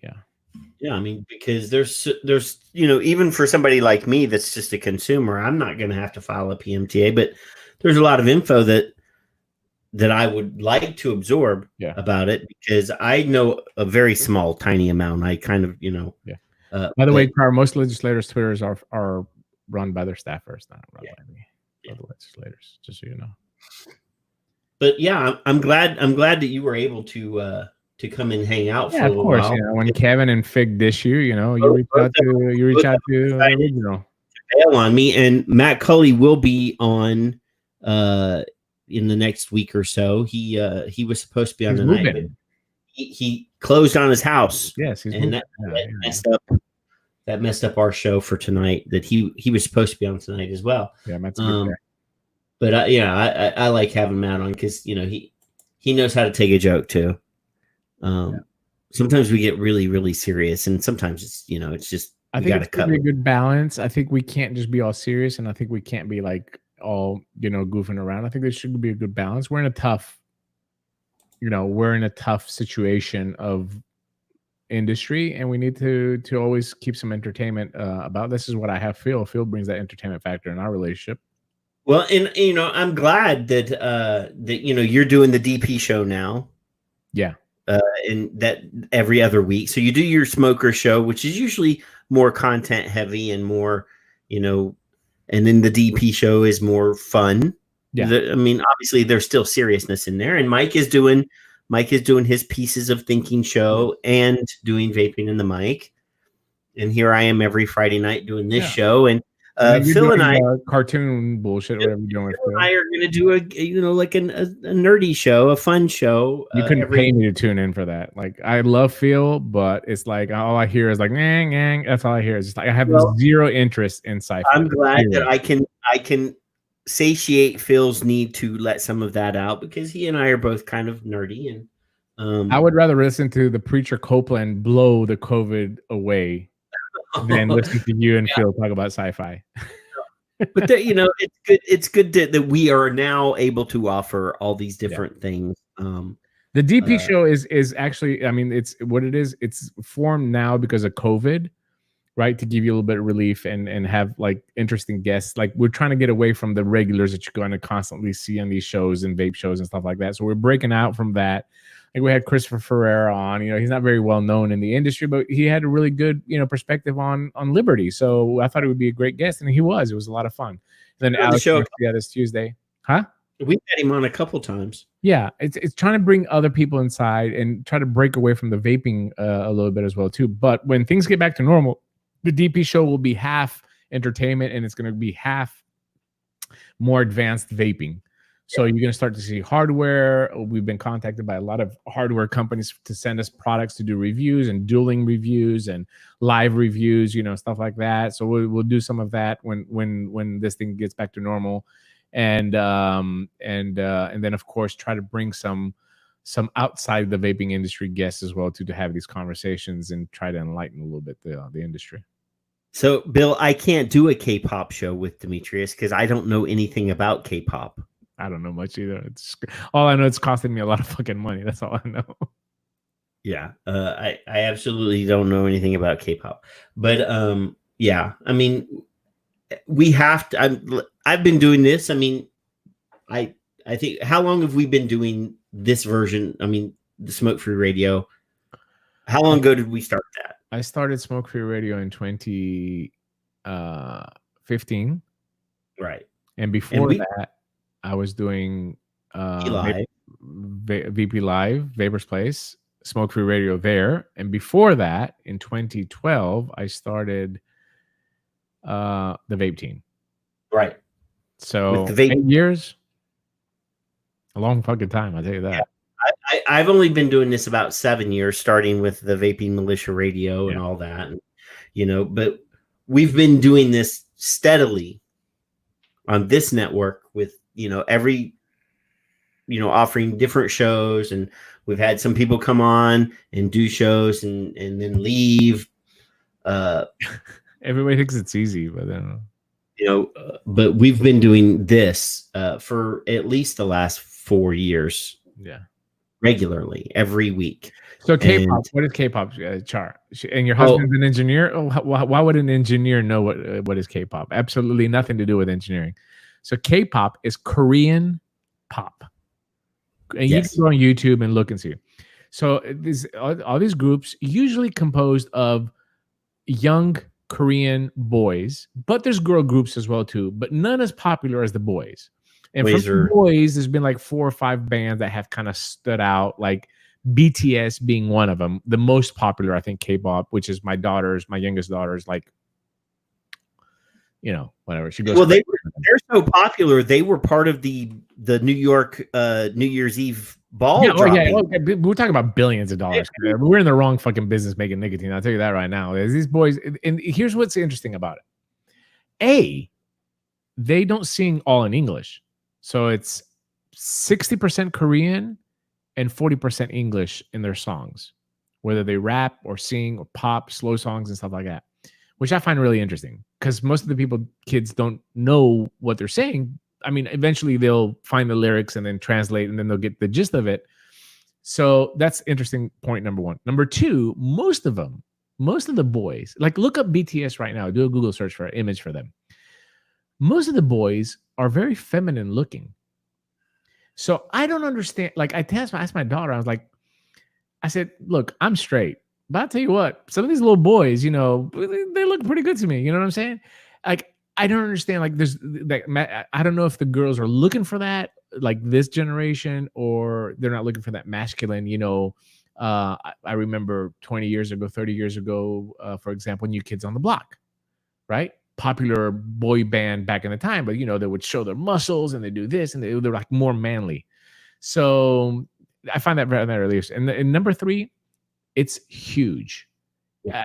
I went to the first concert with my daughter up in New York at MetLife Stadium in New Jersey, and I was blown away. Like 80,000 kids in the stadium. They're charging. I paid like $350 for each ticket. And we were not nowhere. Don't think that we were down, in the pit. We were like, up a little bit. And every piece of merchandise that they sell, they have this thing called a K-bomb.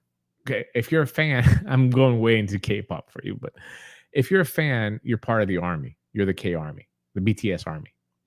So if you're part of the BTS army, you have to have the BTS bomb. So what the bomb is, it's a piece of plastic right? A piece of plastic that has a plastic globe on top that has a RGB LED light on the inside, and it has a Bluetooth connected to it, which is brilliant. I mean, this thing probably costs in China $1.50 to manufacture. So what they do is they have the ability, if you're listening to them on the phone or if you're in the stadium, to change the color of your light bulb while they're singing a song. It's fucking brilliant. Guess what? This K-bomb is $79.95 to buy it. $80 for this piece of plastic. I almost had a stroke when I saw it. And I didn't have a stroke with the money. I don't care. It's my daughter. You know, she loves him, whatever. We had such a great time. I cannot believe that people are paying $80 for this K-bomb.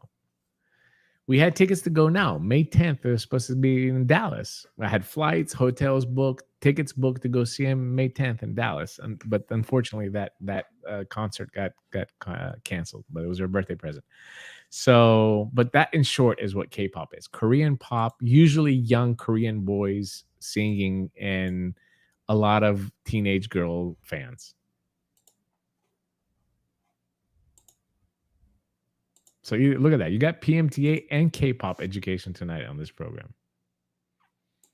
I took my headphones off and put them back in. Now I can hear you in both ears. Oh, great. See? Only took you 3 hours to figure it out. Yeah. Anyway, yeah. That's right. Yeah. I'm going to go kill some It's noobs just- on GTA now. I'm too old for that GTA, shit. Mafia 2. I've been playing Far Cry 5. I mean, I don't know what else to do. I don't sleep at night. That's a big problem with me. I stay up with China most of the time, and so my schedule is all screwed up. Well, I did see in the platform group the new pictures of the new kit, Finally, yeah. and that looks sexy. I mean, I saw those when you were in Europe and you were showing them from the Anakin booth when you guys were over there the last time. Yeah, and I love to be very, very popular. I mean, Europe. It was such an anticipation for it because we announced it before COVID, and we actually had planned a tour of London early April to launch it with VPZ. VPZ is the biggest chain stores of vaping in the UK. They have over 150 locations. So they wanted to be the first ones to launch it. So we made a deal with them to create a limited edition with the VPZ logo on it for all their stores. So all the stores would carry it. And we were going to launch it beginning of April in London with them. We had a tour of 6 or 7 shops to go and do a launch with them. And unfortunately, because of the coronas and all that stuff get canceled. But it's coming out now, so we're very, very excited. It's going to be. We're hoping to be. I mean, in Europe, all our products sell very well, so we're hoping it would be the starter kit of the year for at least Europe. It's a great starter kit, just great. Looks good. Women got this light on the top. Very, very lightweight. Great tank on top.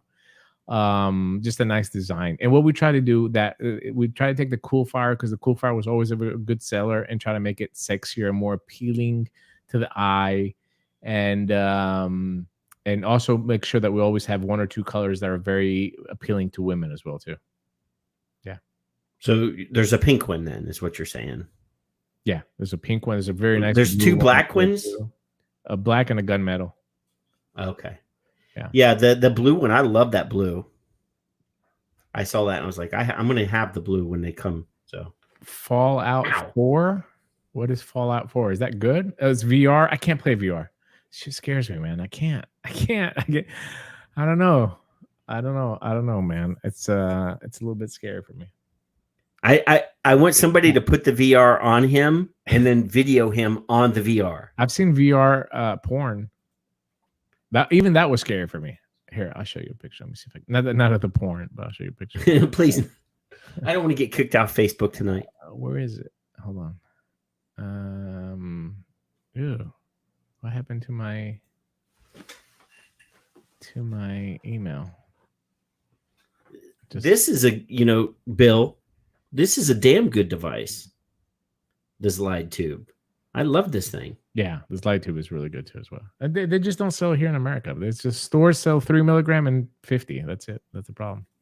So, all right, here it is. I found it. Cool Fires. I mean, maybe I'm just because I'm very biased because I designed it. But Here, let me show. No, I think it looks damn good. And I'm not biased at all because I'll tell you if your shit looks bad. That would be that one. Okay. Oh, I gotta click it. There you go. Look at that. Look how sexy that is. Yeah, that blue is damn awesome. Yeah, I think that the blue is a really good. I mean, we're trying to make it appealing to the eye, but we're also trying to draw more women into vaping. So we're trying to put these colors that are going to be, they'll do both aesthetically pleasing, and that the color will gravitate somebody to go look at the device. And we've actually proven this in Europe, because in Europe you'll see when women come into the stores, you see how they gravitate to certain colors. And we've always tried to do that. We did it with the Slide, we did it with the Cool Fires and all that. So yeah, it's really, really nice. 2200 mAh battery. It's perfect. It's all you need. That's not a user serviceable battery though. That's an internal battery. Internal. Yeah. I mean, this is for smokers. This is for new people. If you sell 12 milligram, this will do well. If you don't sell 12 milligram, you have no use for it. And that's why they don't sell good in the States, unfortunately. And these are I dig the Slide. I dig the Slide a lot. Yeah. I just like the mechanism for the top fill and I got the locking drip tip in. I was like, why wouldn't it open? For a lung hit, Shannon? Yeah, absolutely. Whatever works for you best. That's the best thing. I think for smokers that are converting, 12 milligram in a Slide tank is perfect. I mean, if you want to quit smoking, if you have that set up, you're going to quit smoking. But yeah, unfortunately, here it's 0, 3, and 50. Yeah, I mean the 0.8 milligram Z coil. Yeah, I think pound for pound, if I were going to compare that to the Nautilus, because I'm a huge Nautilus fan. Mm-hmm. That coil compares all day, every day. Yeah, I mean, it's whatever works for you, man. All right, we set it off. But yeah, I mean, thanks for coming. We've been here for 3 hours and 6 minutes now, and we talked about a lot of stuff, and had a lot of friends in the chat. So I appreciate you coming at the last minute, and you damn well know that I don't have to ask. You're allowed to come in anytime you want. I know. Yeah, I mean, and it was just one of those things. Like, I was like, shit, I'm going to be here by myself. I'll ask Demetrius. Yeah, no problem. But yeah, thanks everybody. Now with the Coronas too. Yeah, time with people. But we've had a this has been a Agrafiotis week because of Mike. Yeah, for real, right? Interviewing the wife, and then you've been on my show. But yeah, I mean. And then tomorrow, your hetero life partner is going to be on with me at 2 o'clock. I'm taking my station back. Yeah, go ahead. It's all right. No, it's all the bills are paid, so that's all that matters. We don't have to do anything. I'm good. But thanks for having. Thanks, Bruno. I appreciate it, my friend. Thank you. Yeah. Thanks everybody for coming. That's the most important thing. Is Demetrius and I can get in a Zoom hangout or whatever and shoot the breeze for 3 hours. But it's good to have you guys come and join in and ask questions and participate. It was, fun to have you guys on. So we'll be back on Son of Liberty next week. Vaping in the Mic, I'm sure we'll be on. By the way, final the thoughts. DP show. Chris. Your final thoughts. Yeah. Here. Oh yeah. I'm gonna repeat what I said on Twitter. We used to make mods from flashlights. We used to make tanks from syringes. I actually had a tank from a syringe that Matt, Most Angry Pirate, made me in Texas at a vape blast or something. We used to make liquid from store-bought VG, right? So vaping's not going anywhere. Okay, we have to deal with all this regulation and all these state laws constantly, guys. But keep in mind, vaping's not going anywhere. As long as we have the internet, we have Zoom. What else do you want? We can still convert smokers. So don't be too depressed about it. We can have that team that's working on regulations and trying to do the right thing, and we can also have this Black Hawk team, this underground team that's going to continue to help smokers to get away from cigarettes. So don't worry about it. It's gonna be okay. It's gonna be okay. Yeah. No, I mean, to show you the like I held it up a while ago. I mentioned on a show a month ago that one of my favorite e-liquids of all time is this 503 Berry Blackbird, berry anise. And as soon as I said it, I got a text message from somebody saying, I want to mess with that profile for you and make you a special liquid. Mm-hmm. And this is the beauty of our industry is people are willing to help each other. Yep. It doesn't really get enough attention that we're, Demetrius said a while ago that the DIY community felt like the vaping community in 2012, 2013, 2014. It's still here. It's still alive. And it's not only the DIY community. There's still people here that are their only mission is to help smokers, is to promote vaping in a responsible way, to help people on their journey. And we do need to focus on that. We do need to not always bitch and moan about, and we do a lot of bitching and moaning on this show. Don't get me wrong. But yeah, there are plenty of times where we need to just point out that we're still alive. We're still going to be here. May not be exactly what it is now. It's definitely never going to be back to 2016. But we're always going to be here. I've used the hashtag, we're not going anywhere a lot, and we're not going to go anywhere. Vaping is going to be around. We're going to be here. And we're not going to let people die because the FDA doesn't want to approve a PMTA. Yep. We're not leaving. And we'll still be, I'll be one of the gorilla people. Take it.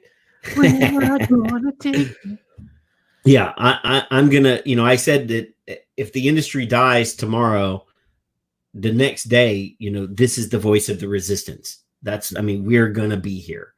Radio free vaping or whatever you want to call it. We're still going to be doing what we do until we get what we want. No doubt, Izzle.